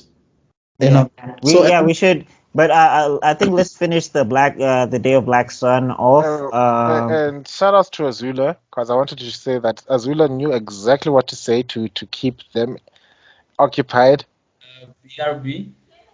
Oh, okay, not a Okay. problem. To Ish, keep- we're getting to you, Mr. Fire Lord. You mustn't stay away too long because we Wait. got to talk about one of the most beastly parts of this episode.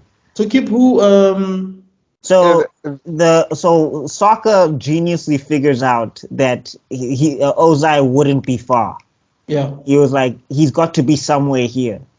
So basically, Azula creates a diversion, and then Sokka's like, she's trying to distract us. We can still find this guy, and we can still beat him. Yes. But then Azula, head game master. Oof. That sounds wrong. I don't know why, but let's. Okay, I just kept quiet. I kept quiet because I wanted to let it slide because like Yeah, I know. if that It's all on gets him. him, it's already 18 plus. But you know what? Let me just But How you guys leave me out here and it's called the Nerdgasm podcast? You're the single one. You're the single Yes. one. Like you know. Anyway, we can understand. Mind game master.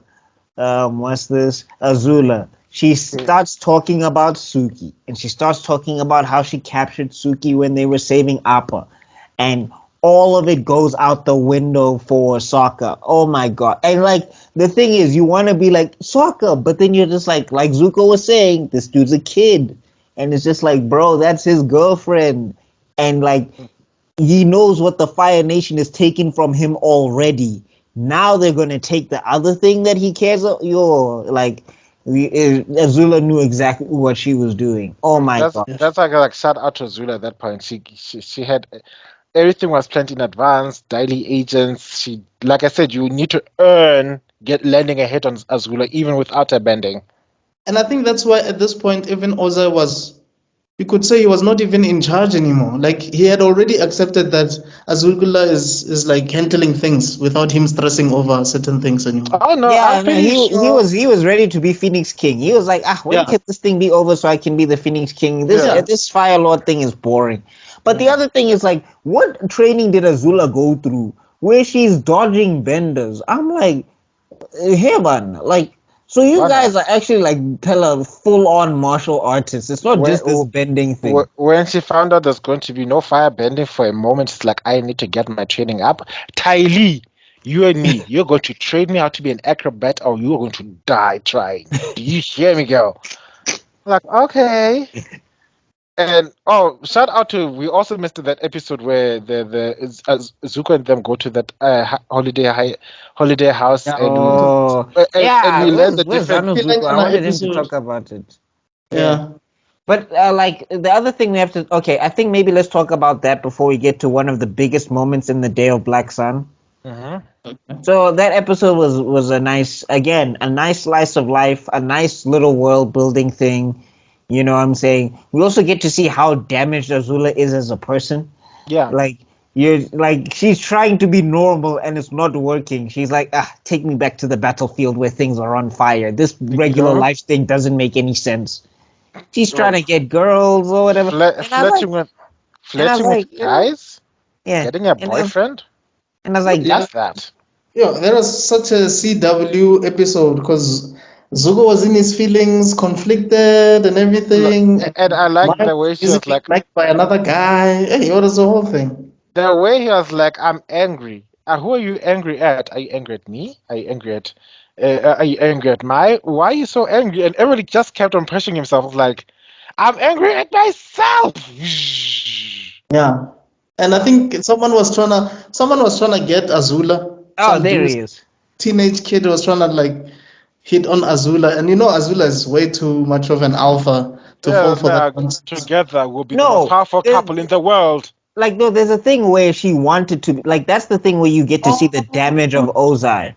Like, you get to see how damaging Ozai was, because Azula at some point, she was like, yeah, it would be nice to be normal. Like, the last 10 years I've spent in crazy training. I've been doing mad plays to take over kingdoms. I had to control Daily agents. A mastermind. And like the thing is, it goes to the thing that Zuko was saying, is that this episode showed that also Azula's a kid, like in a major sense, that she did want to have these things that kids have, or she did want to be at a party, or she's like, that's why she even told Lee, don't tell them who we are. Yeah. Let's just see how it is when we're treated it for normal. Then she wanted a boyfriend, but she couldn't. But she could not hack it, dog. There's no way she was hacking it, dog. Like, all she had to say was, yeah, that sounds great. Instead, she's like, and we will be known as the most powerful and take over the entire world. And you bro have lost this game. Eternal shame will be yours forever. And bro was just like, whoa. Oh. I was just trying. I was just trying to get a kiss. I you know. I didn't know we were about to be thinking the brain. Same thing with you every night, man. And then she was pissed off. And then she was pissed off by that. She's like, nah, let's bounce. It's like, no, because she's like, what? I smell weakness. Ozai doesn't like weakness. I'm not dealing with weakness. And then she came back and destroyed the party. It's like, listen here, I'm not. I'm telling you, Ozai was abusing that girl, and like she didn't know it. Well, emotional abuse is part of an abusive relationship. People forget that. People think that. No, I think it was just beyond that. I think also like there was some physical stuff involved in there, because the way she would react to Ozai. It's psychological. I think that's the one flaw that she had that Ozai didn't. Even in as much as Ozai was like this, strict. Ozai was iron fist. No, the problem with the thing is the difference between Ozai and Azula is that Azula's confidence is linked to Ozai. She has her self-assurance comes from the knowledge that she's the golden child of Azula, of Ozai. Ozai is incredibly self-assured. He does not need anyone's approval. He's like, ish. But he can deal with people. His brother, who was supposed to be the Fire Lord, and he was like, yeah, I'm gonna handle this. Yeah, but still, Ozai can deal with people, if that makes sense. Like, he can show people who are in certain positions the respect they deserve and things like that. That's why he had to punish Zuko for, talking against someone in a certain position. Because, you know what I mean?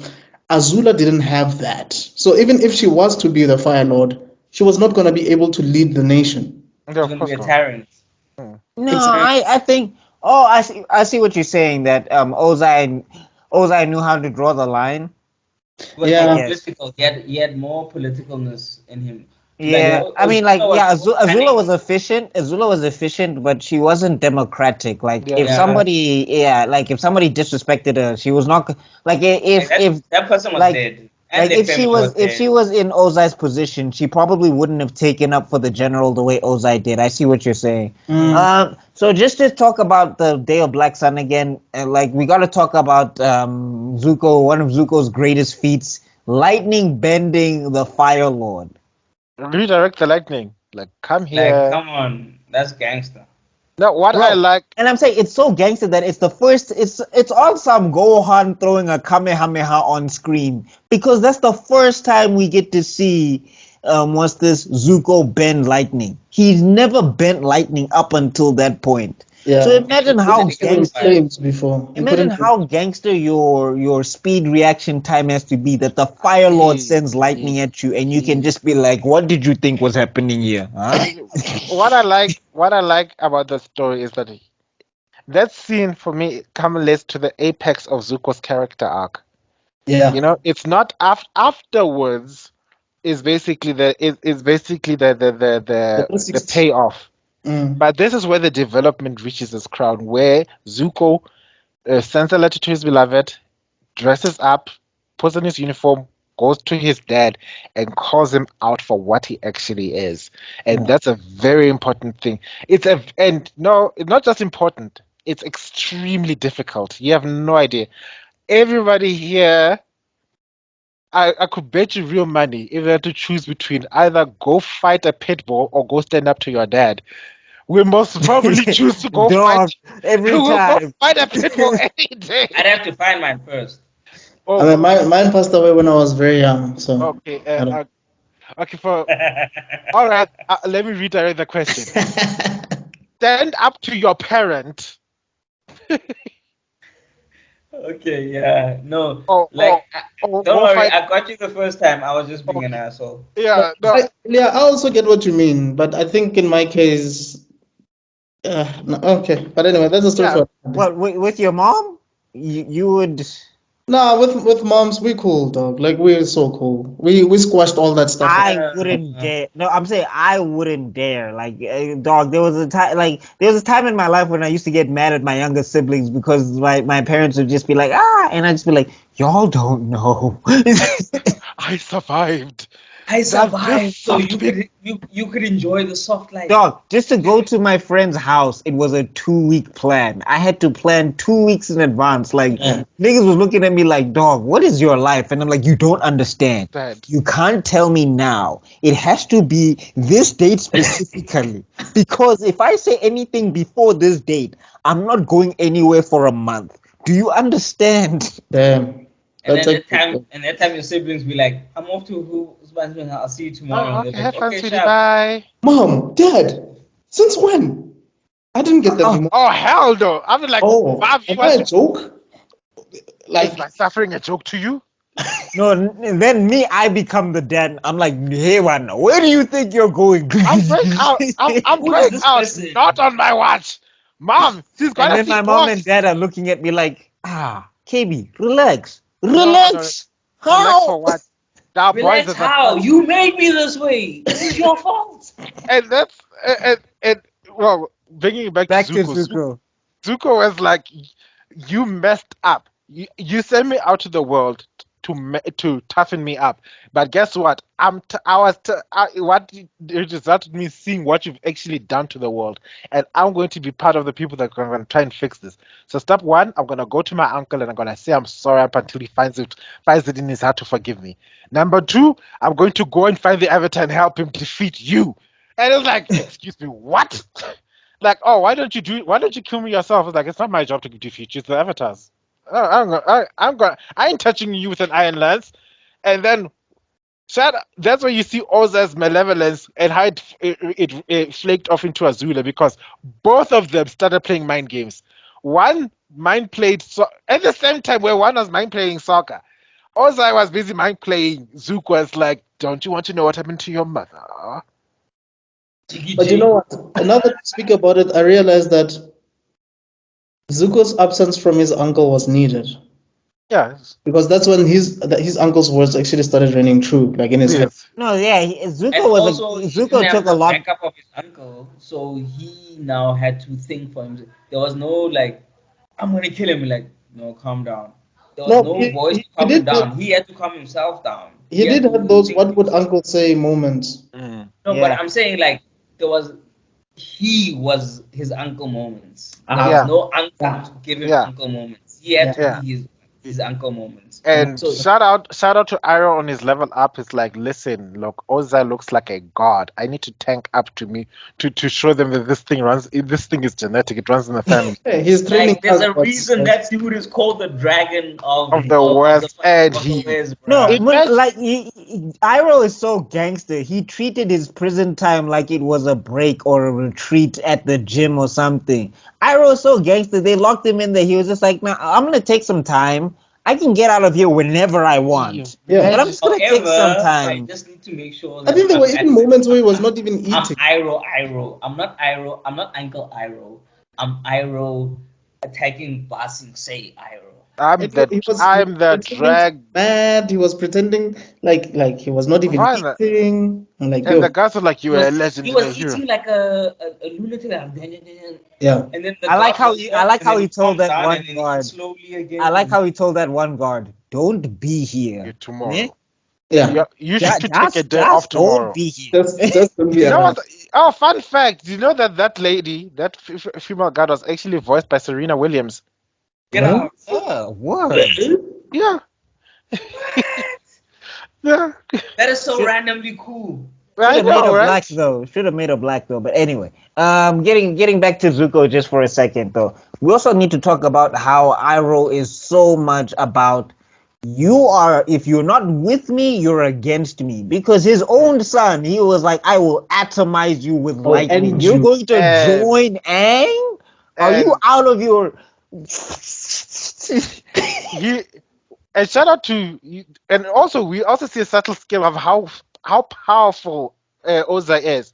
Usually when someone channels lightning, they have to go through this whole stance of first the right hand, then the Mm. left hand, and then me. That guy jumped literally on 2% sunlight, like up, bah!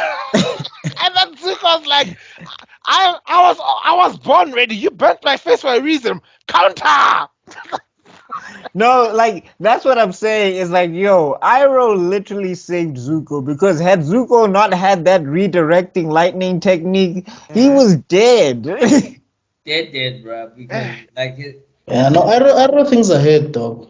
like Ozai was not holding back. It wasn't a case of like I'll punish you because you're my son. No, he's I'll like, kill you because you're you're my son. dying It was today. like you standing in my way, so you need to Hmm. die. Okay, No, so I'm not even gonna kill you. I'm going to atomize you with lightning. yes. And then the bad news continues with the good guys. Now we see the Fire Nation has developed, not only taken Sokka's invention of the air balloons, they've upgraded it and literally created zeppelins. I was like, that's Hey, Fire Nation. That's Fire Nation military engineering from you. The that's same people who that's made the gigantic colonizer. drill. That's proper colonizers mentality. We see what like, oh, Ibesh, we're gonna do just strings. Yeah. No, no. You know what I mean? You. These are the same people now that were telling me about my things that I need to pause. Okay, sharp. Nerdgasm podcast. I'm sorry, guys. I'm literally in the bed, so I have to lie down on the side right now because my boss is killing me right now. So, like, anyway, I'll be back. Back to the past. Samurai Jack. Oh my god. I was just recovering.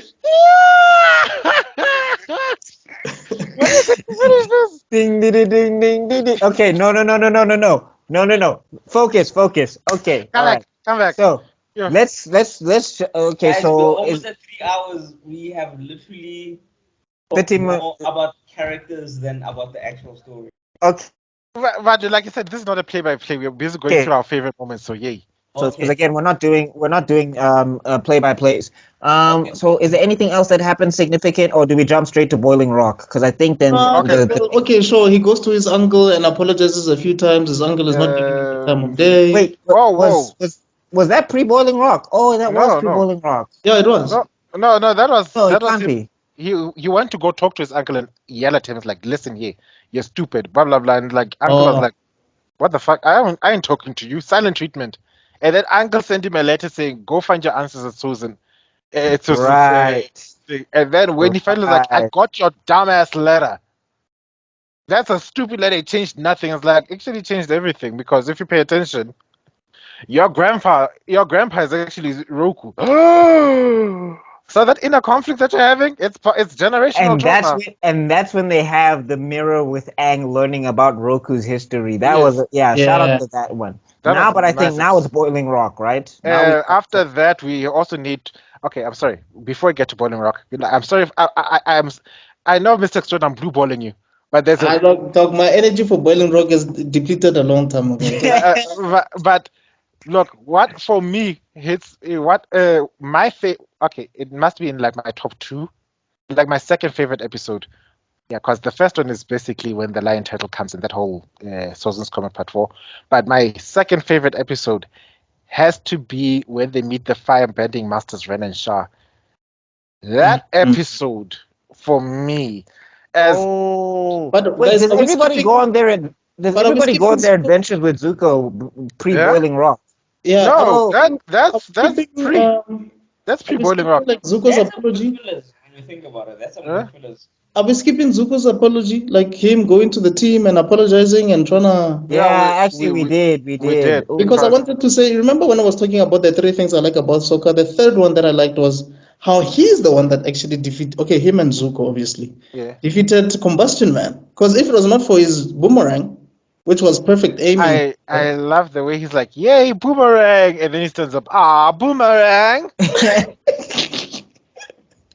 No, but like, and also you get to see his math genius because you get to see him. He's like, okay, by this angle, yeah. zwa. Phew.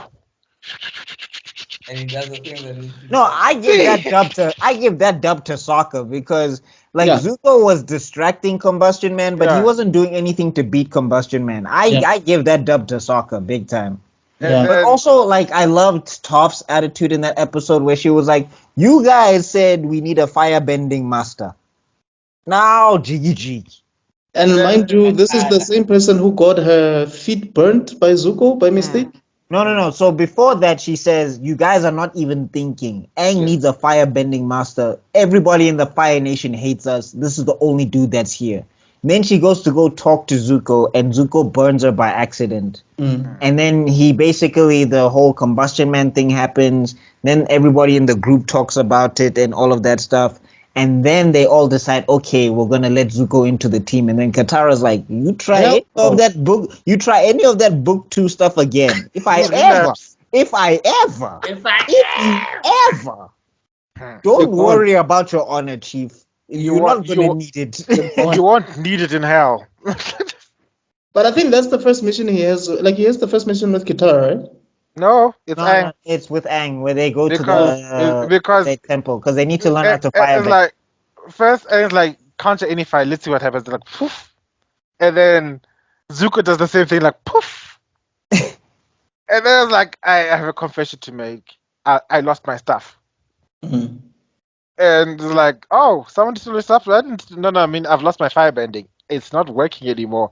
And guitar, you can just see guitar still in that bitch mode. It's like, And I wanted to look at her and I was like, Katara, are you thinking? I was like, Katara, are you thinking? she Chief, wasn't are all you about that thinking? life. Like, No, Kitara can hold a grudge, dog. typical Oh, one big side, time. Yo. typical cancer, typical Scorpio. Yeah, but that was, I mean, that was an interesting episode, man. Some of the traps that they had to go through, and remember there was this one where they were trapped in a cage. How did Yeah, they get out again? Was it the sun? No, the guys came and bailed them out they bailed because them out yeah, because they didn't get he out. they took that egg and was like, you're not supposed to do that because they learned the dancing dragons technique, and then that artifact came out, and then then dumbass took it. Zuko took it, and then they got stuck to the ceiling. And then later that night, the Sun Warriors came, which is props to the Sun Warriors one for showing people that there are other type of firebenders out there other than the Right. super evil, which I love because it shows there's always a duality if you paid attention. Like we've got when it comes to earthbending, yes, they're everywhere, but we've got specifically earthbenders from the mainland, and then Kyoshi Island. Basically, it's its own separate little sect. Yes. Then so basically there are like two cliques. Then we have the North Pole and the South Pole. And the swamp. And then because by sheer coincidence, the swamp came along to compensate for the population drop of the southern Vendors, yeah. the southern benders. Now we've got Fire Nation, where we ordinarily used to think that all Fire Nations are evil because of the way the wars can get up.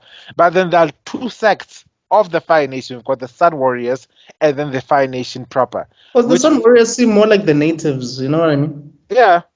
But somebody on TikTok was like, "Hey, Sun Warriors, you guys didn't help like at all, bruh." And you have dragons. You have like actual dragons, dog. They were hunting and killing dragons at that point. Soldiers committing, they couldn't step in and throw some fire at the Fire Nation. They are gonna keep secret until the day they die. They learn the hard way. It's like, this we're gonna keep us. People are gonna think we're a long lost so they all looked at civilization, each other and they did fine. this. They all looked at each other and they did this. They were like, we saw flames. We saw flames literally, and that was not our flames. So yeah. So, but what I just wanted to add. I have to drop out. okay. Thanks for joining us for the rest of the show. Thank you, Fire Lord Zuko. Guys. Fire Lord Flame Zuko, your hot man. Flame your hot man, yay. Later. Isn't it? Later, dog. Peace. Okay. What did I want to add? Oh, about what I loved about this particular episode, we see the truth about firebending. It's not about destruction and burning things down. It's just literally like the sun inside you.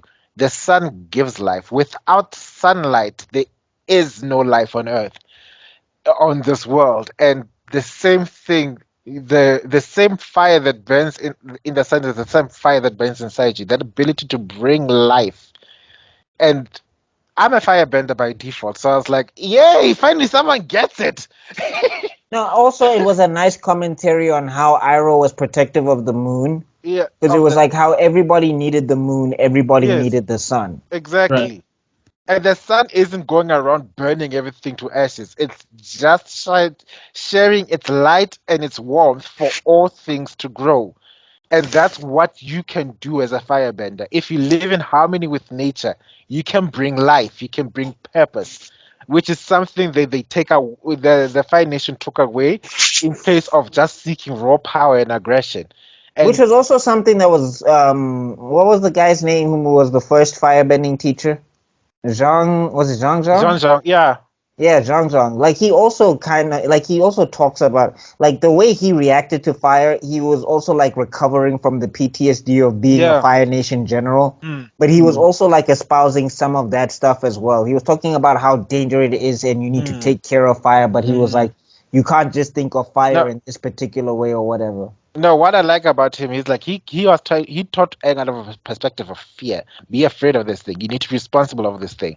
And with that, it de facto taught Aang to stay away from firebending. Where the Sun people taught him that this fire is life.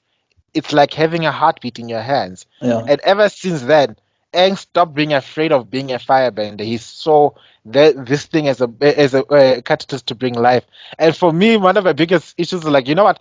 I should have just looked at John was like, I know you're PTSD. I'm gonna take you to some people's, all right? Some people, talk to him. Guru, because please talk to this man. because what John needed. As long as they don't start quoting Guru Lahima, I'm sure you'll be fine. Yeah, Guru who? Never heard of him. So I wanted to let you know about that. That's what my favorite episode. Shout out to the Dragons Ren and Shah. That whole dragon dance animated we gotta touch Boiling Rock beautiful. Before we gotta touch no, actually we gotta touch 2 episodes before we close this out. We gotta touch the episode where Katara goes for her revenge or whatever, because that was a big one. But I just wanna say before we let's go to Boiling Rock. I just wanna say quickly that was the most unorthodox way of teaching Aang bending. Like the way Zuko did it was way different than everybody else did it, because how he did it is like he made Aang focus more on getting the basics right through that dance than anybody. With Toph, like he struggled.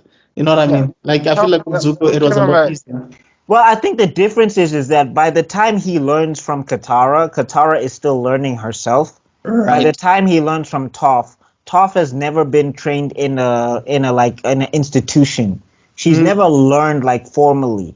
The way Yes. she learned was through the badger moles. So Right. she kind of just did it in jail and figured out the forms by herself. Plus, she's blind. Whereas, yeah, So whereas when we get to Zuko, Zuko was trained formally. He's been in the right. military. He was given instruction by Iroh, so he was always groomed. Like in terms of teaching, he That's was like perfectly set up to be a teacher. which we should even see in the Boiling Rock because he gives Aang homework. Oh yeah. Yeah, he makes him do the hot squats. That's the thing. Like Yeah, other people didn't make Aang do training exercises, and he was like, "While I'm gone, exercise, chief." Yeah, that's true. Wow. like do 10 hot squats for every time That's a you have dope this thing. analogy, dog. I didn't even think of it like that. Mm, Because Hey, nobody the gave writing in this like show, my guy. Oh my it's like yeah, god. right. it's like, yo, figure it out. You can bend now, right? But with Zuko's like, Papa, you can bend, but no. You still have to do one, two, three, four, There's five. so many No, other Pella, lessons you need to learn. he turned into Iroh because remember Iroh was Yeah. even telling him you need to practice your basics. Like, yeah, you can bend, sure, but your stance is still off. You're still Yeah. doing things that don't make sense. You need to hone these things in. Like, yeah, just because you can throw fire doesn't mean you're done. And Yeah. then we have That was fine. so Boiling Rock is the second mission? Yes, it is. Oh, right, it is. Right. Yes. Yeah. And shout out to Sokka because he was like, yo, in as much as we lost that war, I still need to find my dad. We need this man here. We need him around. No, it was also a matter of his personal pride and honor. Yes. He could Because he not was let also like, yeah, he couldn't, like, he felt like Day of Black Sun was his fault. was his Yeah. fault because he's the one who found out the information. He's Right. the one who psyched the world up to say we've got a chance to beat them, and then Right. it fell flat. And then he not only every single basically rebelling dissident was arrested at that point. Mhm. His own father was captured and sent to a different prison from Mhm. the rest of the others. So he was relying on Zuko to go find this boiling rock and go Yeah. rescue. And How did you find out about the Boiling Rock to begin with? no, No, Zuko told him. Zuko knew about the Boiling Rock Like it's because, most likely yeah. the only firebending prison that they'll send him to, and then whoops, they will go with a hot air balloon. And thanks to Zuko's firebending, Mm. because otherwise that would And have. then they have a talk about their girlfriends, and like, yeah, Zuko's like, hey, that's rough, buddy. My girlfriend died. That's My one of the best ex-girlfriend lines died and ever, became the though. moon. That's rough, buddy. Because it was And like, I dated the moon or something, right? no, my ex died and became the moon. That's rough, buddy. What the hell? What the hell was it supposed to say? Like, hey, I'm still a kid, yo. Lynn, I'm still, yo. Wow, that's my. You should meet my uncle. You should have him sit down for some tea for that drama. Yeah, Like, what no, the hell? yeah. No, Iroh, like, I'm sure he was looking for Iroh, like, my guy, gee, Uncle, Iroh. where are you? But to be honest, man, that plan was actually perfect. No, it was so good. Also, shout out to Suki. I think people don't appreciate Suki. I really don't think Hey, they I love appreciate Suki, dog. Suki She's one of the most developed characters. Like she was way developed. What she was way more developed than all of them while they were still figuring themselves out. You know And what I what mean? I liked about it is like at this point the relationship had progressed though now. Because remember the first time they were together, uh, Sokka could not kiss Suki in front of the moon. the moon. Yeah. Because when there's the full moon's like, I can't do it. I'm sorry, baby. No, like, bye. Because see, all I can imagine all you're seeing was you were going like, Nigga. Who is this new one? who's this bitch? You the Who this moon now. bitch? But you the moon now. And And you married to somebody else. and what was this? Did it mean anything? Did I say it was over? I said I would never forget you. Did I say I would never forget? Didn't? Are you But forgetting me? okay, when I'm spirits, we can talk, baby. Come on. Let me create a tsunami. Don't Let worry, me I'll start a make you a flood spirit quick. right now.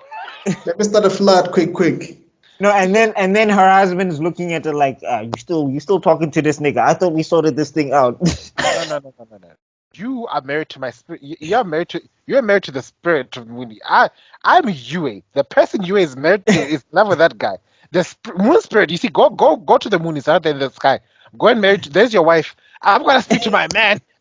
Wow. But yeah, no, you're right. You're absolutely right. Suki is a well-rounded character, dog. She was. And I'm saying, like, they did so much development with her in such a short space of time. Oh, And also the fact that when she took an L and she realized she needs to improve her combat skills, she didn't just sit down. And Yeah. look at what happened afterwards. She charged up that wall, beat those security guards, right. knocked them out. Hey. She was like on some. She saw Ty Lee once. And she said, "Never again. again." Never No, again. to the point where I think she even started practicing chi blocking. Like, you can see it in some of the moves she was doing there. She's trying to chi block some of these dudes because some of those firebenders couldn't touch her. Yeah. You know? Yeah. I But was like, I mean, it shows you that she's a leader. She's a proper leader, dog. Like she can lead herself. She can motivate herself. She doesn't need anybody for that. No, Kyoshi Warriors, bro. Like, I'm telling you guys, if you ever want to, you must read that one shot with her before before the Boiling Rock, where she's in the prison by herself. It was so good. what I like. I don't know about that. I'll check it out. Yeah, She made Kyoshi proud. Kyoshi from the spirit world was like, That's my That's my girl. successor. She That would have is been her success. you go girl. Look at them. Like I need but to like, put down- I think Suki is way too soft for somebody like Kyoshi. Like, no, but the way Suki. she was for a non-bender to be landing all those hits. Oh, I- no, yeah. Suki's got a mean streak. Yeah, Like, Suki so does have a mean streak. Like, if you piss her off, she's like, "Yeah, I'm on your ass, boy." and I think it took all of Kurik's willpower to keep Kyoshi from going down personally and cheering him on. Like I'm gonna support. That's my girl. That's a Kyoshi one. You're like, baby, think happy thoughts. Think happy And thoughts. what I like about the Last Airbender is they know how to write female characters, though. Yes. No, they know how to write everybody. Like, like they could make a Which like they also could like you could have an episode where Toph is the lead and it will still fit. You can have an episode where Katara is the lead, like the next one we're going to talk about after Boiling Rock, and still it fit perfectly. I think for me that's why these 3 to 4 I would say 4 episodes were so great, because Zuko was just like a supporting character, but the fact that you had like 3 episodes without Aang and you still didn't feel like you needed to see Aang was amazing. it's 2 Told you episodes. everything you need to know. Oh yeah, it was 3 because then the third one was also Was Boiling Rock is a two-parter. It's a two-parter, and then chorus. And you were invested, bro. Like, Katara. Sokka was the main character. You were like, Yeah. "Hey, dog, get your dad out." And at the same time, you see the unraveling of Azula in this episode because, girl, and that's what I thought. Like it had to be Maya as the first person to stand up to Azula, because when push comes to shove, you will stand for the person you love over the person you fear. Mm. Because you know what's not to sound cryptic and dark or any depressing any depressive thing like that. No matter how bad a person scares you, you only die once. Damn. Okay, is this your wise moment? You had to do it after. Why didn't you do it before Zuko left? Like, dude. You're all supposed to be here. Ding. Message. It works. My chi bar was not filled at that point. he was powering up. Yes. So Wisdom. Mine works like a spirit bomb. It just needs. Let me your wisdom.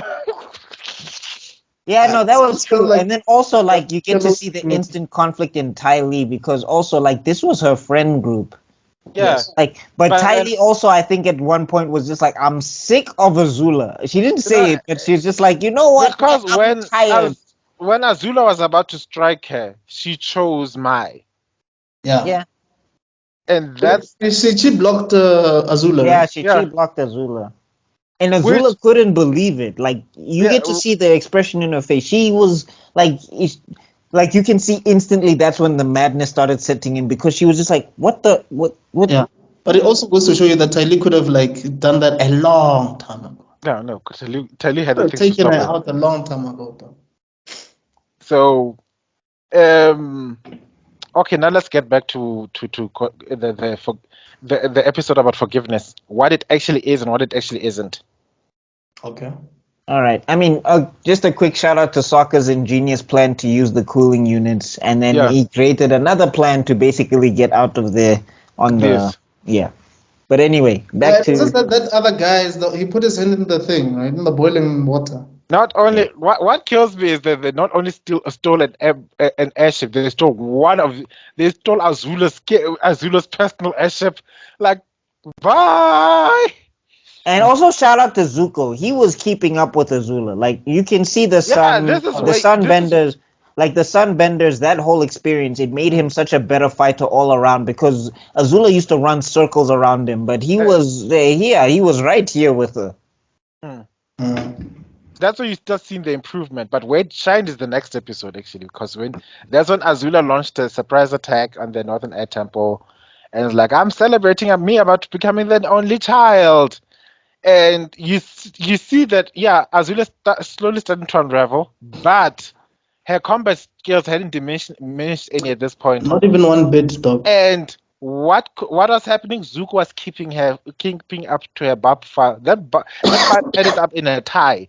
And that has never happened before with Zuko. But I think we mentioned this in book one that when Zuko is not disturbed by, like, if he's not really stressed or focusing too much about his issues and he's level-minded, like he's just okay. No, but I'm saying like this is him at his best. Like this is the best Zuko's ever been. Yes. And Azula didn't know what was happening.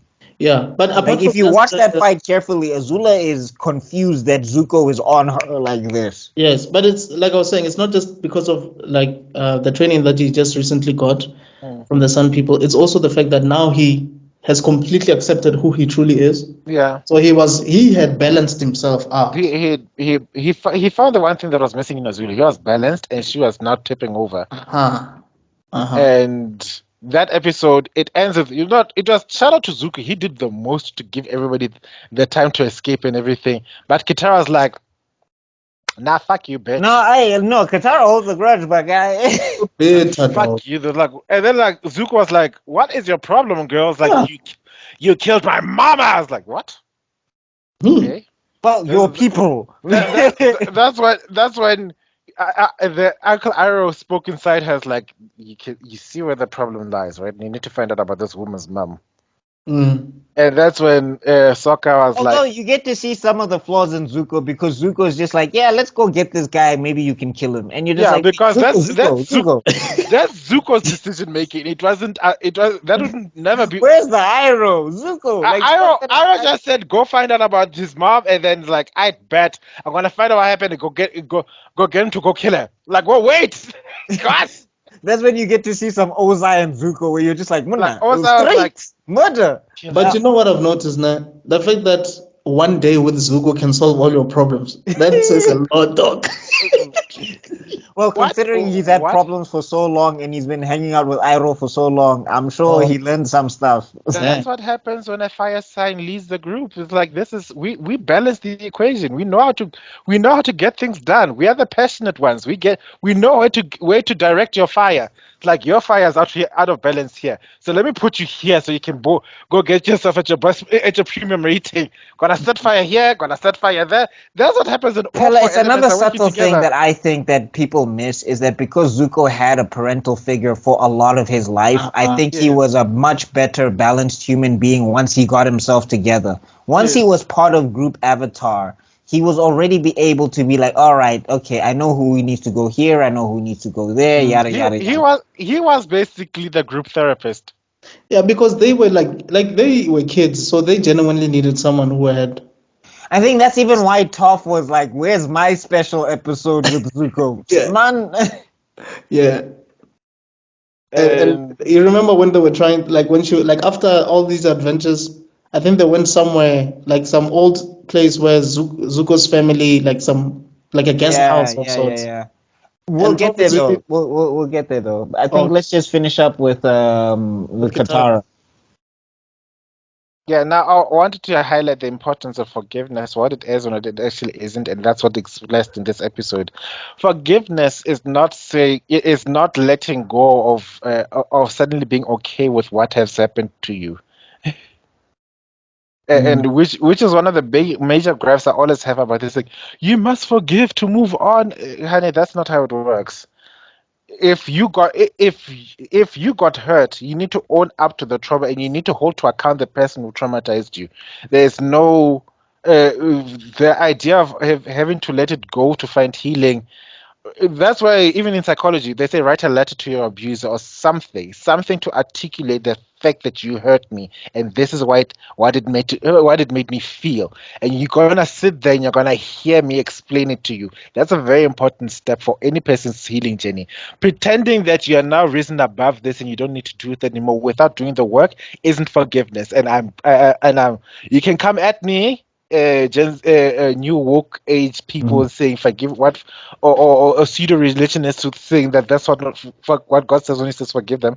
No, God does also hold you to account. That's why the God when they say only God can judge me and it should concern you. That's where that term came from. I agree with you, and I think that's why some people also misquote the forgiven but don't forget thing, where they're Yeah. like, "No, I've forgiven you, but I won't forget." Nah, you haven't forgiven. But No, I mean, for me personally, I'm just like my personal thing, and this is just Yes. me. And I know people are going to probably be very upset. You Okay. determine how you feel, and I think Yeah. that you yeah, need to no, you're understand. right. Yeah. I No, think you're right. I think people give people too much power over how they feel, 100%, and they don't understand that that comes from within you.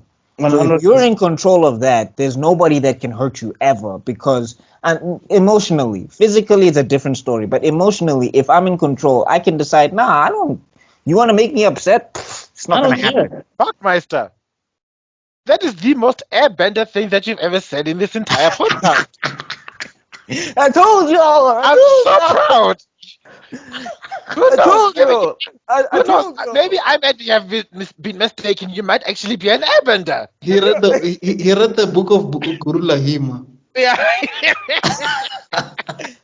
But I read the proper one. Yes. Zahir got the bootleg. You know No, like no. You understood what the Guru was saying, not what what? Zahir was understanding. Zero was doing his Yeah, own but thing. I Right? mean, I'm also saying like, yeah, if you're on a healing journey, it is important to go through those steps, but you must just remember not to give the other person Power over you. power, Yeah. Yeah, because if you And do, like, and it's the same thing with love. It's the same thing with anything. If you're in a relationship and you're in love with this person so much, they're gonna hurt you, and it's gonna be irreparable damage because you're giving them the key, and if yeah. they decide to leave, then you don't have a key anymore. It's Then what it's I'm happens? looking at it's you, it's Anakin Skywalker. it's based on your choice. You chose to love this person, right? Yeah. So And them that's not loving you back is also their choice, right? and and So that bring it back to this subject about forgiveness. Holding on to grudges and resentment is giving your power away to that person who hurt you. Forgiveness is you taking it back. Mhm. It's not you saying that it's okay. It's not you saying that you've risen above it. That thing that happened is going to be that thing that happened, and it's most probably going to be the thing that happened for the rest of your life. But what you are refusing to do is let it determine the quality of your life from now on. That is what real forgiveness is. And now that concludes my second wise moment for the day. Ding! Yeah, no. I mean, like, that's the thing. People look at that episode and they go, "Ah, Katara was too soft." No, it's like, bro, Hmm. she decided she needed to that it confront. wasn't worth it anymore. She Yes. Yeah, decided that it's like, I built you up in my mind that you were a monster, monster. and now you're just this little man. How And do I my stand? mom Mm. was way more braver than you ever could Ever have be, been in your entire life. I don't need this from you. mm. I'm good. Although So what broke what? although she was wiling with Sokka, like this is another thing where you get to see Sokka as the elder brother, or that Yeah, Sokka is the yeah. grown up. You didn't love her as much as I did. It's like, bitch. Like, Do you know wow. if I was there, I'd have been like, do you know I knew her first? You are the guest in this relationship. You are the newcomer. You came in. I knew her first. I could talk when you were born. I could say I love you when you were busy going. Mwah. Don't you dare tell me whether I love her or not. No, Tebello went full black parrot. Who do you think you are? How am I? Omangwen. Yo. Hi. I feel like I at You some point think you can tell? at some point like her mother should have possessed this body. Like, you do not talk to your brother like that ever again. Do you hear me? Yes, give a good over child. Yes, and save. Yo. I Um, apologize. Get yeah, out one some mouth. you guys are making a strong point because at the same time, the elderly brother thing to do is to make sure that the remaining parent that you both have is fine and safe, and that's what he did That's for exactly you. what I did. So you're gonna be But I'm coming here saying and saying, but I'm saying on top of that, instead of being that brother that throws it in her face, he was like, let her throw her tantrum. yeah, Yeah. I know my sister. She's gonna come back and we're gonna get over it. Yeah, at the Even though same she time, owed him an apology. yeah, even at the same time, it was that. It was she was mad at the dad for leaving them because she understood, and I also love that it is also very relevant and very accurate. Uh, Tuna accusation to level at her father. It's like my mom died, and the first thing you decided to do was to leave. You know what I mean? It kind of hurts in a special way because in their mind, basically, both parents left, which is something that she confronted and they walked through. This is what Ozai. This is how you solve a healthy way of resolving an emotional outburst from your child is to talk to your child, understand where they're coming from, and apologize, which is exactly what the father did. But like the thing is, Ozai was doing unnecessary things. Sokka and Katara's father was Like, doing necessary things. Like the thing is, he had to leave. It was not yes. that he yeah, wanted, Mm. but at the same time, Katara's like this is where like Prince Sano Zuko, he's not with us anymore. But this is where he was talking about. Yeah, she's still a child. Like you're expecting a child to have all of the emotional temerity to Of understand an adult, all of it these doesn't things, it where doesn't work like that. No. it can't work like that. She's Mm. going to miss her father. She's going to want her father. She's going to be mad at her father that her father had to go off. Yeah. Same thing with Aang. She understood why Aang was flying in the middle of the night in the darkness or whatever to go to this island or whatever where they pick him up later Mm. and whatever. Because he basically goes through that whole thing again after they fail at the Day of Black Sun and everything. Mm. But she was still like, but it's idiotic. It doesn't make sense. Mm. So yeah, but I mean, yeah, no, she had some great character development in there. You get to see her development as a waterbender because she does one of the swaggiest moves ever, Stop the where she rain. stops the rain. Like, I was like, do you know how desi you gotta be Hey, to be dog. like, it's not raining anymore? Like and I know we had Hana, and I know we Mm. skipped Hana and the bloodbending because yes, because yeah, when she bloodbended that captain, then she realized, oh shit, you're not the guy. That's when she realized, oh, I'm becoming a monster. It's Mm. one of the very telling signs. At the same time, Zuko was like, Eh? you can do that. oh, He's like, whew, thank God I'm with the good guys. Whew. No, she thank, was definitely an Omega level mutant at that. thank God I'm trying to help her through her therapy. Imagine if I pissed her off at any point during a full moon. And we No, had that like argument like, I don't think what's this Azula realizes how lucky she was because if Katara was like, you know what, man, screw this, I'm not okay. There's a moon out. There's a moon. Okay, I'm gonna stop bet you. no more fire. I'm You actually become glad that she was actually one of the people who faced Azula in the end. That was pretty dope. But very anyway, fitting. Yeah. yeah. And okay, that episode, I just wanted to say the thing that broke also the camel's back was the fact that the guy was willing to offer up his own mother as compensation. Mm. And that's when she realized this thing is this is a piece of nothing. Hey, Imagine if you just have the amount of value you put on your mother, cowardice. and then you are willing to sacrifice your own just because somebody is coming to call to account for what you've done in the past. That ain't that's not somebody that's worth all the hype and hatred I put in my head. So That was actually all the closure that she needed. yeah. Because she didn't know this guy from above, so what kind of a man he was. And So what I like that was like, she was like, you know what? what I like is the afterwards, Aang is still preaching like, "I'm glad you found your forgiveness," and she said, "No, I didn't. I just realized that it's not worth it anymore." Like, Mhm. say potato, girl. That's what it is. And Zuko, the group psychiatrist, like, yeah, that's your advice in the end was right. But here's a question: when it comes to the Fire Lord, are you going to be able to do what you're supposed to do? And that's when all realize, oh shit. Yeah.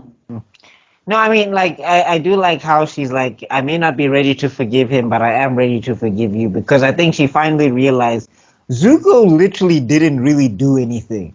Yeah, he Mm. just Outside of kidnap Aang a couple of times, he didn't. He's not actually like he was just the face of the Fire Nation, but he didn't really do anything. mm. Mm.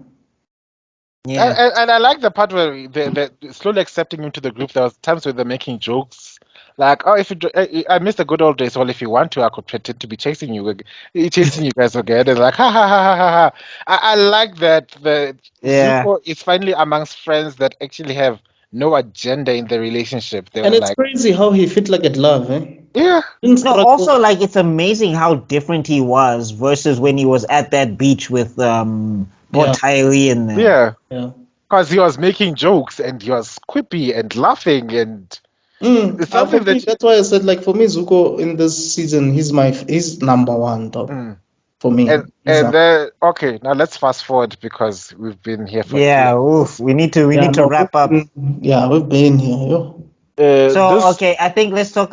So quick shout out to the episode where we meet the other avatars of the past because Aang has to go oh on yeah, this that's journey. I was about to talk about Susan's comet, but before that, there's got that play that foreshadows what everything's gonna happen. Oh right, yeah, right.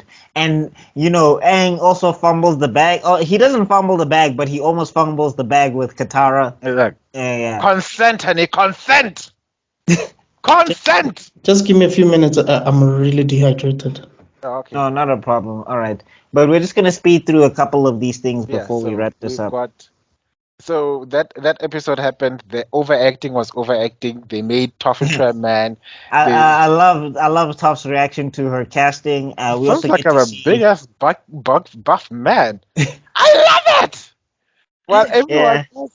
everyone else hates that casting. It's like, why am I a girl? Uh, Why am I so emotional? I love Why how are my jokes super terrible? And I like the I love how in the play like the Aang and Katara characters, we're just friends. We're gonna be friends forever. Just friends. And Aang was like, bro, do you know how long I've been trying to stop this? and at the same time they're like, oh Zuko, you're a bad boy, but you're also bad. And oh Jet, I love you, but you're also bad. He was like, yo, what the hell is your problem? Yeah. Anyway, okay, he's getting water. I just Yeah. wanted to say, when you get to Susan's comment, that's when you see the ultimate plan that's being involved. That Fire Lord Ozai wasn't going to let the comet I go to think waste. just before we talk about that, I just wanted to say, when Aang was going to those avatars, Kuruk, I don't think gave any helpful advice. No, he did. Roku, oh, what did he say? Yeah, no, Oh, no. what? I was about to get to that part because Oh, you need to get to the build up. The problem is oh, right. It's first okay. everybody was Okay. relaxed. It was like, no, we're gonna just enjoy some time in the beach. But then Zuko Zuko was like, starts well, to so what the go hell is your full. He goes full Ozai. Zuko relapses and starts attacking the avatars. And Hey, then, bro, like he's attacking. Like you're like, I thought y'all squashed this. What's happening like, here? bitch, I'm going to kill you. I like the fact, like, you're trapped now. There's this fire that's trapping you. There's no way you can escape. I was like, enough, fool. And then you find out the big plan was that Ozai is going to basically genocide the entire Earth Kingdom He was from just one like, side. let's just wipe it off the map. I don't know why we're having this You discussion. know, let's just kill Why everyone. are we thinking about we must negotiate? No, You, Sozin's Comet is here. they're not gonna give up on hope. They're always gonna keep fighting. What? Ooh. Let's just kill them all then. Like when the Yeah. comet arrives, we'll just come with one sweep over the nation No, from one he was side just to like, another. guys, what are we talking about here? We're the Fire Nation, right? Mm-hmm. Fire. How? And then a new world shall arise from the ashes, with its new ruler as me, the Phoenix King. Quah, quah, quah. He also had a fire theme. I know we talk about Azula's theme, but like, hey, the Yeah. Fire Lord's theme. But it didn't slap aside as Zulu. Zulu was like, but No, then no, no. I'm after saying that, close second. Close second. close second, yeah. I have to agree. Anywho, so Zuko relays the plan, and then the first thing like, why didn't you tell us this before? Because I didn't think you're stupid enough to just let the comet pass. And I was in agreement with Zuko. I was kind of like, yeah, if you guys know that Sozin's comet is a thing, I don't think that they would not take advantage of that. Hmm. But so Aang then decides, okay, we need to do something. They practice, and Aang still can't administer the finishing blow because he's an airbender. It's like, no, I can't do this. I can't kill him. Maybe if Even I can though you're just like, but Aang, like this is where you get to see the contradiction in Aang, where you're just like, yeah, I guess he's like still a person, and I guess still a kid, because when Appa was gone, you were down to catch on bodies. site.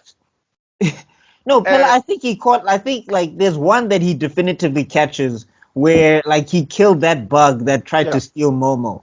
cut He it was in like half. he put that thing down, and it was just like, so here you're confused. No, but here's the problem. Here's the thing that you need to learn about anything to do with Aang and to do with people in general. Just because you fumble on your principle doesn't mean you need to abandon them. Yeah. I know it sounds like I'm defending Aang to say he isn't. I'm not saying that Aang hasn't killed anyone. I'm saying that his decision, his reservation from outright murdering somebody in combat is warranted because of his standpoints or because of his beliefs. And guess what? He's a 12-year-old boy. You can't just ask a 12-year-old boy to actively plan a murder. Yeah, I mean, yeah, there's that, but I'm saying also like what Appa represents at that time, especially because of what Aang went through. I can totally see why he would flip. But I mean, even again, you can even see that he was trying to restrain himself even though he was losing it. So now that he's back to himself and he's back to normal, you're asking him to step outside of what he knows as normal. So it was not going to happen. Can you? What do you I- think, Mr. Extrodin? I Sorry, About what we're sorry, talking gents. I'm a about? bit lost. I'm not quite sure where. Oh, we're- we're on we're basically at the end. We're talking about where Sozin's it's Comet. Sozin's comet. I think this is part 1. Yeah. His fight with Ozai. Yeah. No, we're not there yet. You're not But there like yet. basically we're talking about the build up. We're talking about how Zuko was like, dog, you guys were just gonna wait for the comet and all of that stuff, and they were like, yeah, it's just like that. He's gonna wipe out the Earth Nation and everything. And then we're talking about how Aang's contradiction is interesting because it was just like, okay, he was ready to catch bodies over Appa, but it was hard for him to kill Ozai. Oh yeah. And But I guess it just shows you that he's a kid. like you're saying, it's a contradiction. I think he's conflicted in his own philosophies because on one hand, yes, we get that you were bonding with Appa since you were a kid because every airbender is given a bison. That's fine, but the fate of the world is in your hands, and you cannot kill this guy. Like, what I like about this that inner conflict, and then which ultimately leads to, in this time, Aang didn't run away. The lion turtle pulled him, and that's what I always wanted to to acknowledge, because he left everything behind. It was moments like, "Bitch, where are you going?" Oh, it's one of them spirit journey, and that's what always confirmed to me that Momo is in reincarnation of Makiatsu, because it's like wherever you're going with the spiritual journey, I'm going to be he's right going there with beside you. You're never gonna face this thing alone, Aang. I'm never gonna leave you like I did in the last time. And Aang walks swims literally into the line. Yeah, that was a Imagine weird slip moment because swimming, we're like, what is he doing? slip swimming Ooh, into This the is thing for this the is sleep. why when people say that the turtle is a Deus Ex Machina, I see what they're saying, but there was ample setup for the turtle, so it Because you doesn't do feel like it comes out of nowhere. because you do see pictures of it in the library, and No, I Aang is mean the there's one. that, but I'm even saying like in this episode where Aang is swimming to the turtle in the spirit realm and things, That was like set All up for the turtle's going to come in and he's going to intervene somewhere. Yeah. So, and here we learn that this is when you realize Aang has finally reached his apex as an avatar, because he reaches to the top of the lion turtle. Yes, this island. He realizes this platform is on is not rock because he can't bend it. But for some reason, it's giving it. But he's like, I wish I had Roku. I do have Roku. And then that's when he meditates, and then he's like, Roku is the first person. Like, yes, you do have us. All your past avatars are here at your command. Oh, not a command, but like within reach. And as he sits there, it's like, where am I? It's like, I have no idea. But I see you're lost in more ways than one. And that's when he has explained, like, I don't know what to do with Ozai. And then you start seeing the past avatars giving them that different nuggets of wisdom, right? Was it that different? It all amounted to No, it all watch amounted to this this, man. but they all came from different perspectives, and I like, which also added to the pressure of Aang trying to express his individuality from his duty. Very important lesson, because I genuinely feel like Monkeyatsu. I think most of them didn't have a Monkeyatsu. You know what I yeah, mean? So I think except for Roku. Well, he grew up with Gyatso. Yeah, He he didn't grew up have with Gyatso. They were best but I'm saying friends. he didn't have old man Gyatso. I'm Oh, sure yeah. growing up with Gyatso versus having Gyatso as a mentor is two different things. Yeah. I'm So sure I like feel like Roku was like, his foundation, Aang's foundation, and you even see it in his like throughout the entire show, like how he's strict on his diet and stuff like that. Like his foundation is truly based on spirituality, dog. And I think that's why when he's faced with the other avatars, I think that's what they didn't truly understand. except for Yang Yes. Chen. No, Yang Chen didn't get it either. I don't Yeah, know. no. that's why Oh, I'm no. starting with Monkeyatsu, because I'm like, even though she was an airbender, I don't think she had a Monkeyatsu. You know what I mean? Okay, You know what I'm saying? that is Yeah. very true. And I think that's why he was still conflicted with that decision that no, But this is not what I stand for. But other like Roku's wisdom for Aang was to be decisive. His indecisiveness in taking out Fire Lord Sozin is what led to the chaos in the first place. So Yeah. whatever He you do, didn't want Aang to repeat the same mistake. yeah. So he was like, hey, whatever you choose, be sure that you've made the choice, and be willing to accept the consequences of your choices. And then Korra was like, listen Korra. to, not Korra. Why do I confuse Korra with Kyoshi? Kiyoshi. All the time. But anyway, Kyoshi was like, Kyoshi was basically like, kill the master. Yeah. I don't wanna. It's I don't like wanna. Aang even tried to give her an out. Aang was like, no, Ching the Conqueror, he did that to himself, right? And she Yeah. was like, No. if you want to say that. If it makes you feel better, then Yeah, you can say whatever that. makes you sleep at night. But had he not fallen, I probably would have made him fall myself. But I saw I saw things were going out of balance, and I did everything I can to restore balance, and we had an unprecedented era of peace, thanks to me making the tough decisions to take a man's life. So don't come at me and tell me, oh wow. And I like that I was like, I knew I shouldn't have called Kyoshi. Then Kuruk came in, and Kuruk's lesson was teaching him the consequences of apathy. Because Kuruk was like, Yeah. I'm go with the flow. Right. Everything, the world seemed to have sorted itself out. And what did it result in? I lost the love of my life to the face stealer. So his wisdom is you actively shape your own destiny. Yeah. Yeah. Don't sit by and let things just happen. Oh, yeah. Do something. Sorry, Kuruk fans. My bad. Yeah, And Kuruk. then Yang Chang came in and knocked down the last table that Aang was standing on. Like we are both airbenders. We have taken a sacred vow to protect all life. And she basically took that sacred vow as like, yes, and to protect all life, you need to kill that man. Your spiritual needs. I love this thing of what's this? There's this TikTok channel called Absolute Kyoshism, right? I know it. I've been a follower for years. Like that. It's like what's Absolute this? Kyoshism. I should check it out. Yeah, Oh, yeah. and then Yang Chen comes in and she's like, Kyoshi told you first, huh? Yeah, it was the first thing out of her mouth. Shit. Like freeze his organs, right? Yeah. No, I'm saying I love how Yang Chen came in and she was like, she said it before me, didn't she? Yep. So what Yang Chen tells Aang is to your duty as an avatar is not to achieve enlightenment, is to protect the world. All other airbenders, their duty is to achieve enlightenment, and that's why they need to detach themselves. Your duty is to protect this world, and it means you need to set aside your spiritual needs to do whatever you need to do to protect it.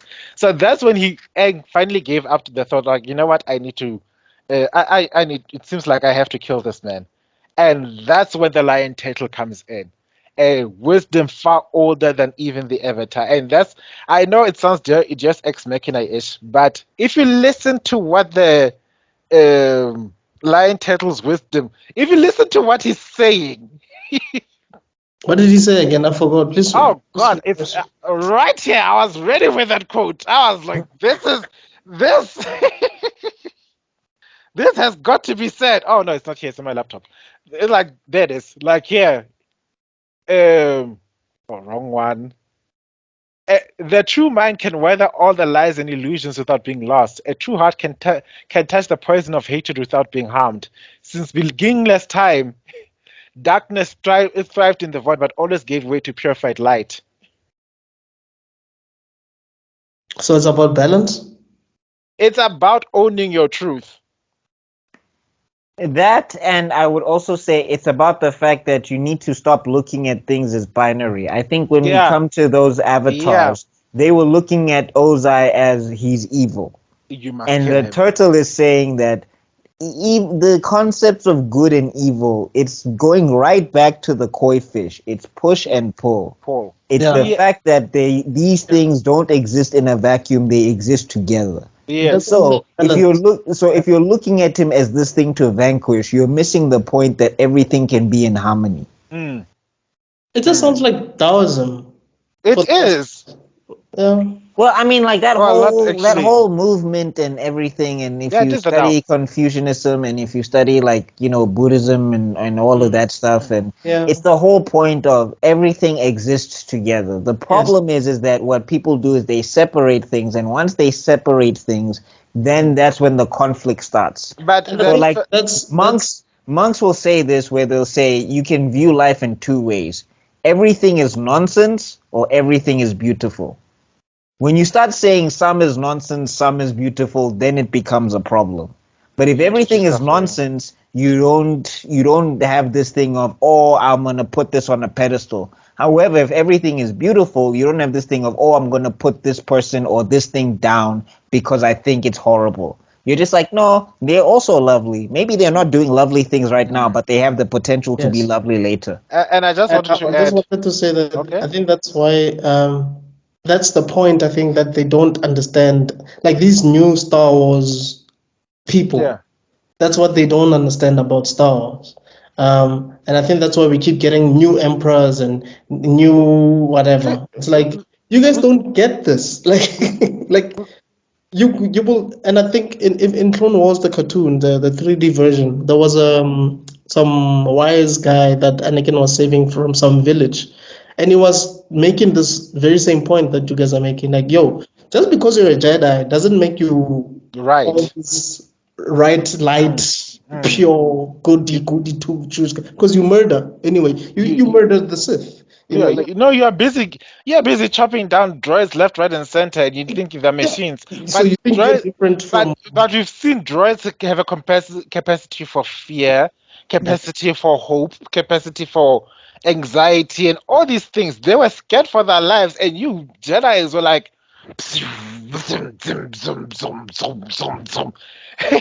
Exactly. So where do you determine where life begins and life ends?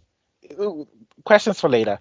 But I just wanted to add with the lion turtle, that first line where it says that the true mind can weather the lies and deceit without being harmed. For me, it speaks to what Aang's truth is, that all life is sacred.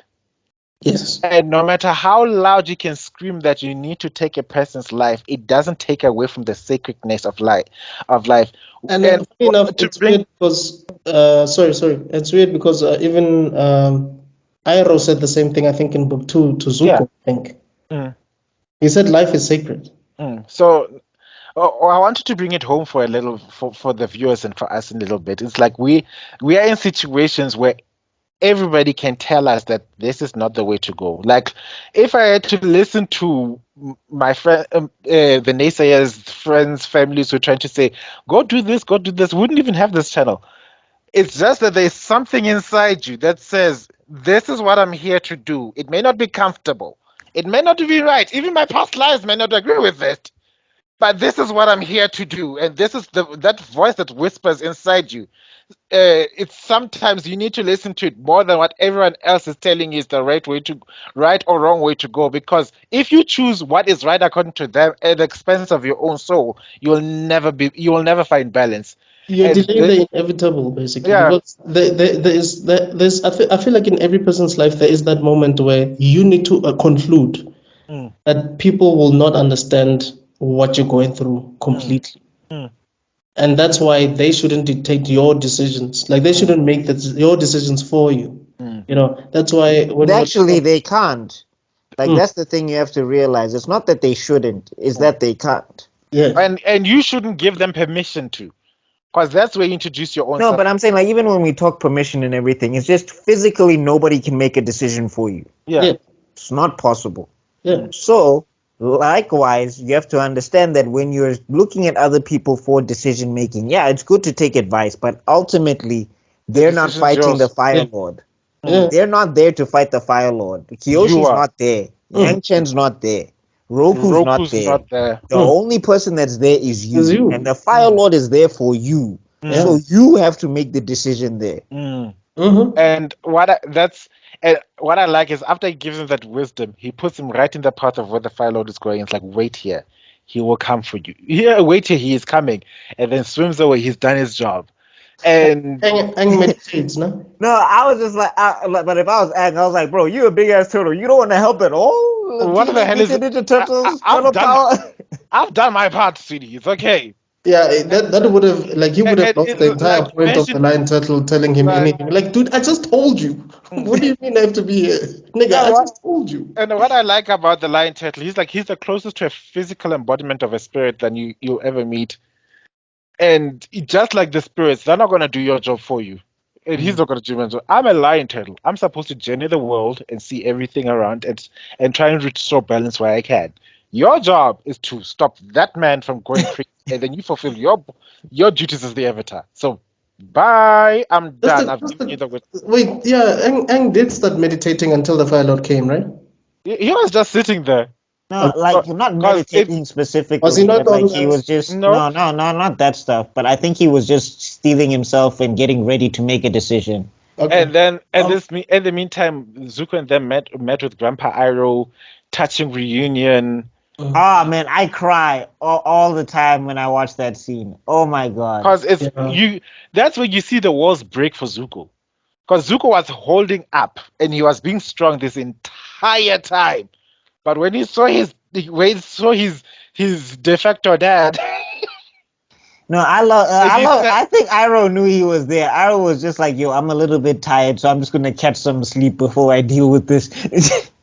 Yeah, because I mean that's I where like Zuko when he was woke. like, I like he woke up and he woke up turning away from him, and it's like he already heard. It's like, oh, this boy's back.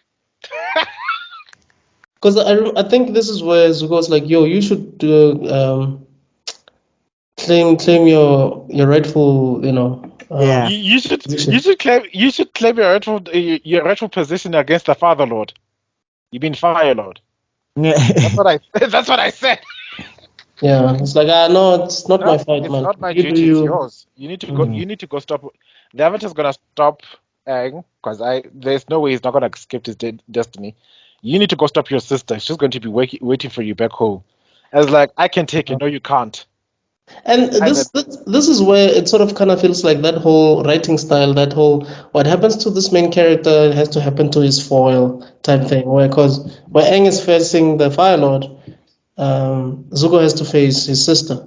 You know, it's that whole thing. Like whatever Naruto's doing, Yeah, Sasuke has to do the same. it's the Well, for wait. me the battle between Azula and Zuko. For me, it was as climactic and as Oh yeah. emotionally Oh yeah. what was as emotionally jarring. I'm gonna shock some people out there. I'm gonna say it out loud.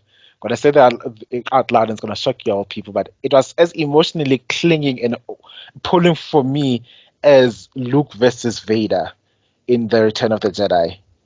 That particular fight, because it was the ultimate realization that it was the ultimate test for Zuko.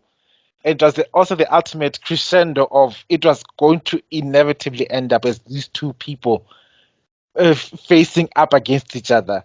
And the symbolic references of the blue dragon versus the red dragon, Yeah. even in the fire. And you know, it's amazing how I don't know what happened to Katara. Maybe after confronting the man who killed her mom, you know, just automatically made her become so loyal to Zuko because she was like, I got your back, dog. I Like, got your I'm with back. you. And then And she's also like, having water element between those two fights. yes, yes, There's something. yes.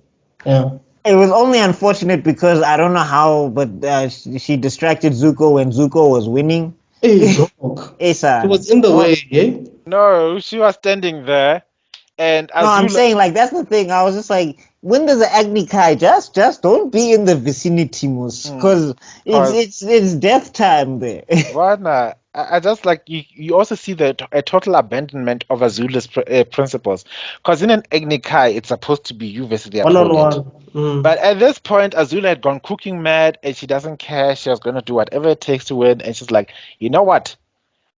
Every time I have to deal with my brother, we have to have this annoying bitch. And the last time this annoying bitch almost killed me, you know what? I'm going to come back to you, Zuzu. Yeah. And you just see. And it was like, I'll give you lightning, and she's busy doing the thing. And you just see, she poses for a moment, and you just see with her eyes, it's like a return back to her old character. You even hear in the music, ding, and then bah, bah.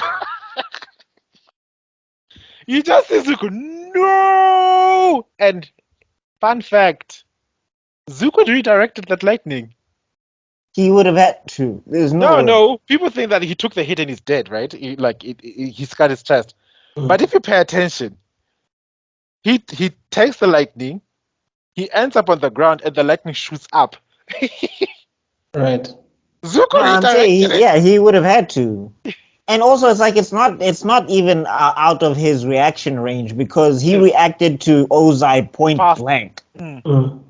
What I also like is when Oza was fighting against Aang, and then he started using lightning, and first Aang blocks it with a big building, with a big rock and everything, and then he thought he caught Aang, and then he throws the lightning, and then Aang redirects it.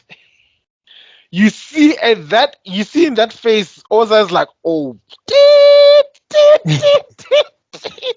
because in that moment he realized not No, only did there's so many people who are like Aang couldn't have killed Ozai before he entered the Avatar state, and I'm like, did you watch the fight? Aang could have killed him right there and then, it would have been over.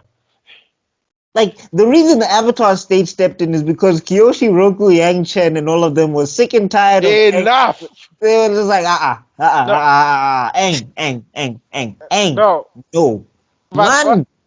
I just wanted to add, like, the look on Ozai's face when that lightning was being redirected told him not only has Zuko succeeded in his mission, Mm. because the only other person he saw redirect lightning was Zuko. He didn't know about Iroh, that Iroh learned the technique. So he not only seeing this technique being used again, but it means that his son completed his betrayal arc against him and did his promise.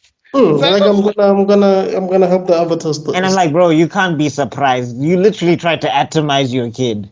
but then Aang finally gets into the defensive, and then you hear that, all that swag, all that bass in his voice, like You are weak. You don't belong in my world. World.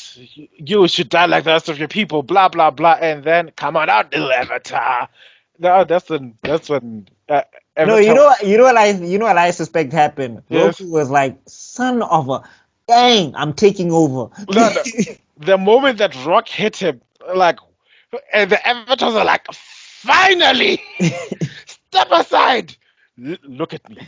Look at me. I am the captain now. That backhand, when he effortlessly slapped the fire, when he slices, was like, look, oh, girls by the beard. It's like, is that a legal move? And then, pa! You know, it's a mini tangent, but I wish, okay, Say you it. guys might disagree, but I wish Toph was also with Katara and Zuko. But I feel like No, they needed her on. They needed her on the boats, they bro. would have been way too overpowered, I think. No, But they needed her on. They needed her on the ships, bro. Like she came in clutch with those ships. with the They- metal bending, Mm, the- that's what I'm saying. I know you guys would disagree because I thought about that too. Yeah. And also, I'm saying those Fire Nation guys must have been like, "What the hell is happening?" Because go. remember, no one has ever seen metal bending bending. in their life. Yeah. And Toph turns into a full-on transformer with the door and You know? waxes everybody in that room. That was That was amazing, bro. Wasn't there a part where she's supposed to jump? I'm saying, like, I feel like they I gotta like tell their I, I feel I like they gotta tell their grandkids. They're like, guys, no, the guys. boat. I like the boats are leaving. The ships are leaving. Where's the nearest one? And Sue's like, there. She didn't even waste time. Boom. Where did she point towards? I was like, girl, how did you know? It's tough, Baba. Instinct, I guess. Instincts. She Anyways, can smell the metal. But anyway, also shout out to Sokka and Suki. They were also instrumental because if they didn't take down those airships, just beating the Fire Lord was not going to be enough. and it's also part of Sokka's strategy, because look at what Sokka was like. Okay, well, I need someone to take out those ships. Aang will take her. Airbending slice. It's like, oh yeah, no, Aang's dealing with the Fire Lord. We'll take care of these other boats with the airship slice. Simple plan, but it worked. Sokka, bro. Sokka. Gangster. Didn't he lose his sword on one of the? He did. Yeah, he lost it. Because he was But I sitting think there. I think they find it later though in one of the comics. Oh, thank heavens!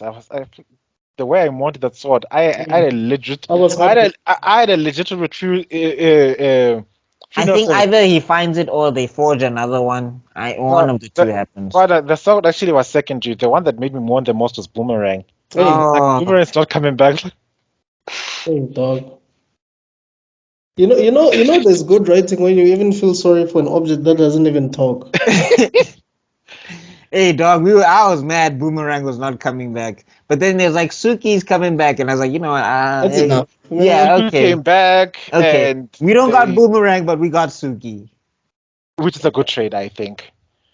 And we get to Aang in tornado hyper mode. Your display. We get this shot Woo! over here. But at this moment, this is when the aggressor reversed, and you. I forgot. No, Ozai was getting bullied. I like the somebody was explaining it. At this moment it was more like the Aang was like the antagonist, and Ozai, Yeah, fella, all Ozai was doing was running away. Like they had reversed, like, and I'm saying this is Kyoshi, this is Yang Chen, this is Roku. Like, man, Aang, we told you. Okay. That collision, when the fight started, it was like he bumps into the air bubble, and then he's like, "Get off me!" That part, shut up. This is now a physical fight. You're not. Don't worry about your fancy techniques or anything like that. I'm going to hammer you with everything. Yo, I mean, it's tough. I think we're about to finish. We're about to finish. Aang curb stomps Ozai in the most beautiful battle sequence and he uses all the elements, even fire. I mean, he sends scatter missiles. He's so sorry. I really love this fight. And then also like towards the end when he does that slick move when he does the energy bending, because basically it was like he like bends like he does that whole bending thing, and then Oza tries to breathe fire at him and Aang is like nah. And then it's like zoo, hits him with the energy bending thing. And we get to see one of the coolest shots ever. I know people want to say Deus Ex Machina, but it was so cool where you get to see the energy bend. Because the other thing I think people don't realize is that Aang had to get the balance just right. Otherwise, he was going to get screwed. He needed to make his energy unmovable. Yeah. Which he was did. so dope. And what I like in the end, you see that burst of light, it basically brought it full circle because that same burst of light was what started the whole Avatar series in book 1. Which I thought was a beautiful sign off. Oh, right, because of the burst of light. Okay, Yes. yeah, that's man. The writing in this show. I This didn't- is why we Wanna. can talk about this thing for 4 hours. We can.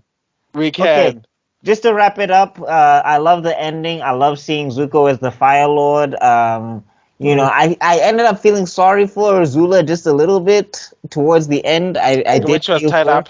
Yeah. Yeah. I did When feel she for her. burst into tears because everything she cared about that's what she basically is, a mad person that needs to be taken down. And that's And like she was breathing fire, no? Yeah, she was. And then she was in the floor crying. And you know, any older brother, any other sibling, like would have like went there to hold the child or something. But Zuko there's been so much trauma and so much bad blood between each other. The only thing he could do was stand there and watch her, which I is think she No, but I think he also felt for her. He did. did. I think like he realized that he can't go console her because they don't have that type of relationship. But because he figured himself out, he's looking at somebody who hasn't done that, and he does it, and he feels for her. Okay, and then after all of that stuff, we get to see the whole team wrap up. We get to finally see, you know, Aang seal the boulders. deal. Aang sealed the deal with We also Katara see, big times. I also like the I nice. think Iroh has his shop now. Yeah. I also like the way they brought it back with Aang. If you look at his uniform, that's basically Tuna Shaolin Monk's uniform. Yeah, it's Down to the beads. I was like, yeah, no, why to bring it into our world? That was wonderful, man. Because it's like, yo, I fulfill my mission. Now let me. And shout out to Iroh retaking Ba Sing Se against other supercharged firebenders. That's what it shows. Like, these old people are not to be fucked around with. I mean, No, Zhang Zhang was. I mean, like Boomy was wiping out firebenders left and right. Zhang Zhang was destroying tanks, but no one was touching Iroh. I think Iroh was walking. Like I think if you look at some of the panels, some of these guys saw Iroh and they were running. Like some of them got out the tanks because they were like, "I'm not messing around with that, nigga." And then he burns down the whole Fire Nation flag. Beautiful sign off. It's also a culmination of his character arc. He saw it. The spirits weren't lying to him when they showed him that vision. He was supposed to go conquer Ba Sing Se. Right. Yeah. And I think then that's it. I think we've covered everything from. Geez, like guys, if you are still here, thank you. What a strong.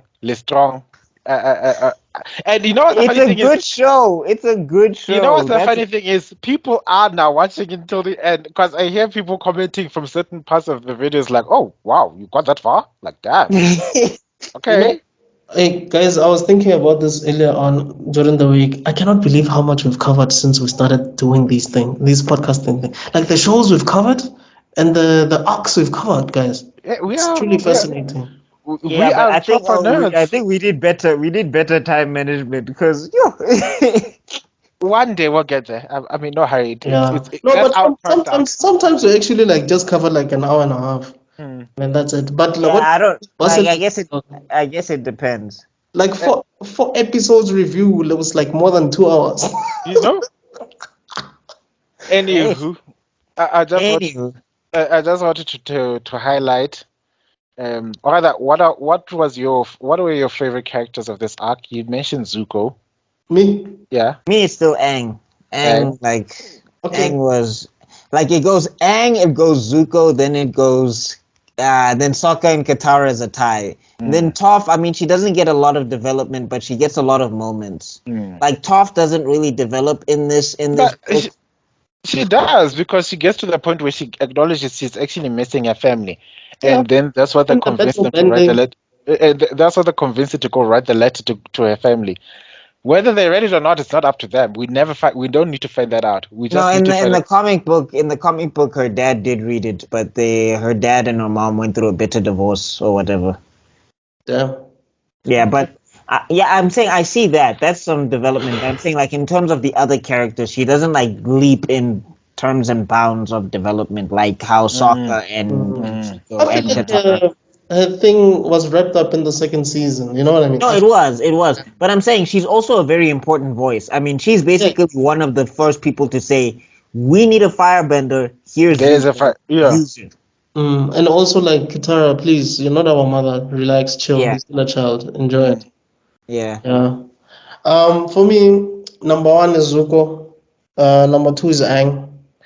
Number 3 is Sokka. Then Kitara and Toph would be a tie, with Suki as well. So those 3. But I think one of the reasons for me, it's the redemption. Zuko's redemption arc for me is the highlight of this season for me personally. And also, I don't think this is Zuko's redemption. I think this is like Zuko's like destiny, rather. I think like his redemption gets like sorted halfway, and then actually, you're right. Actually, for me, his redemption. He gets full redemption in this book, not in book 2. Yeah. No. Yeah, and also like Aang also making, for me, that was one of, because for me, being spiritual for the longest time. I mean, I think, I don't know if BuckMeister knows this, but there was a point where I was like, aspiring. Please just tell me you weren't in a prison, tied up in chains, talking to people about Guru Lahima. No, aspiring to be a pastor.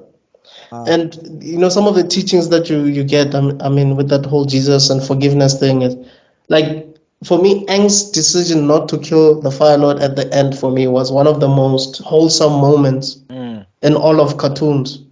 I guess it's a valuable lesson to kids and anybody watching, that there's other ways of solving conflict than just killing. Yes, and more importantly, don't become the monster the world wants you to become. Yes, it's very easy.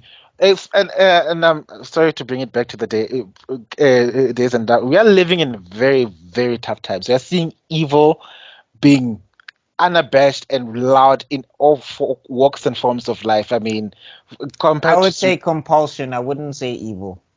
Compared to what's happening in Sudan, what's happening in Palestine, what's happening in is it Syria? I mean, I'd explain it, but it's gonna be another 3-hour video. But Yeah, I don't see evil. I see compulsion. Yeah, what I'm saying is, when you see all that, it's easy for us to then in turn rise up and become the monsters, to say, in order to do right, we must destroy and kill and be violent and stuff like that. More often than not, I remember I once woke up and it's like, I refuse to become the monster that this world wants me to be. Just because there's so much evil, it doesn't mean that I need to become evil to solve this problem out. And I think that's the lesson I learned from Aang, and that's why he's always been my favorite character. But I think in this arc, primarily, my favorite character is actually going to be the lion turtle. Then it's going to be Aang, because the lion turtle's wisdom is something that I apply on my own life on a daily basis. And then it's Aang, then it's Zuko. I think it's more or less tied between Aang and Zuko for me, to be honest. The other joint second. And with, once again, the dragons are like, yay, the truth of firebending. We are not all evil. So those are my characters. It's a departure from the norm, but hey, it's your list, Chief. It's your list. Anyway, I think this should wrap things up, unless you have anything else you want to add. It's just the rating. I think, as I've said before, 10 out of 10. What are we rating for? For? Let's just wrap the video. And 10 out of 10. I've been saying 10 out of 10 from the get-go. So these are the 10 out of 10 episodes. Thank you so much for lasting until this point. I don't know, your stamina, guys. I am so proud. You I are am so true. You are proud truly an energy bender if you've been bending your energy to for get this to long. this point. You know, I've been sitting on this bed. My bum is so numb. I could almost faint right now. Um, I want to stand up and run around the house because wow, we've been talking Zuko's for not so long. gonna believe we went for another hour. If I know him, he was probably going to believe us. Anyway, so thank you for guys for lasting this long. I hope you like, share, comment, and subscribe with this and that channels too. Also, check out the article that they wrote about me and the rise of black nerds. It recently came out. I don't know if I'll put the link somewhere. I'll put the link somewhere because I didn't know. Uh, if you had asked me a year ago that I'd be interviewed and placed in an article, I'd most probably laugh yourself into a coma. But No, look shout at out to Mr. look at Kapele for that article, man. Yeah, look at shout us out to now. you. Shout out to you, man. Let's keep doing the thing. Let's just Julie. Julie, do yeah, the thing. Judy, do the thing. Subscribe, like, comment, share. It's because we reached 100 subscribers when someone said, "Hey, we should talk to these guys," and that moves me beyond. Oh, and anyway, I want to try something new.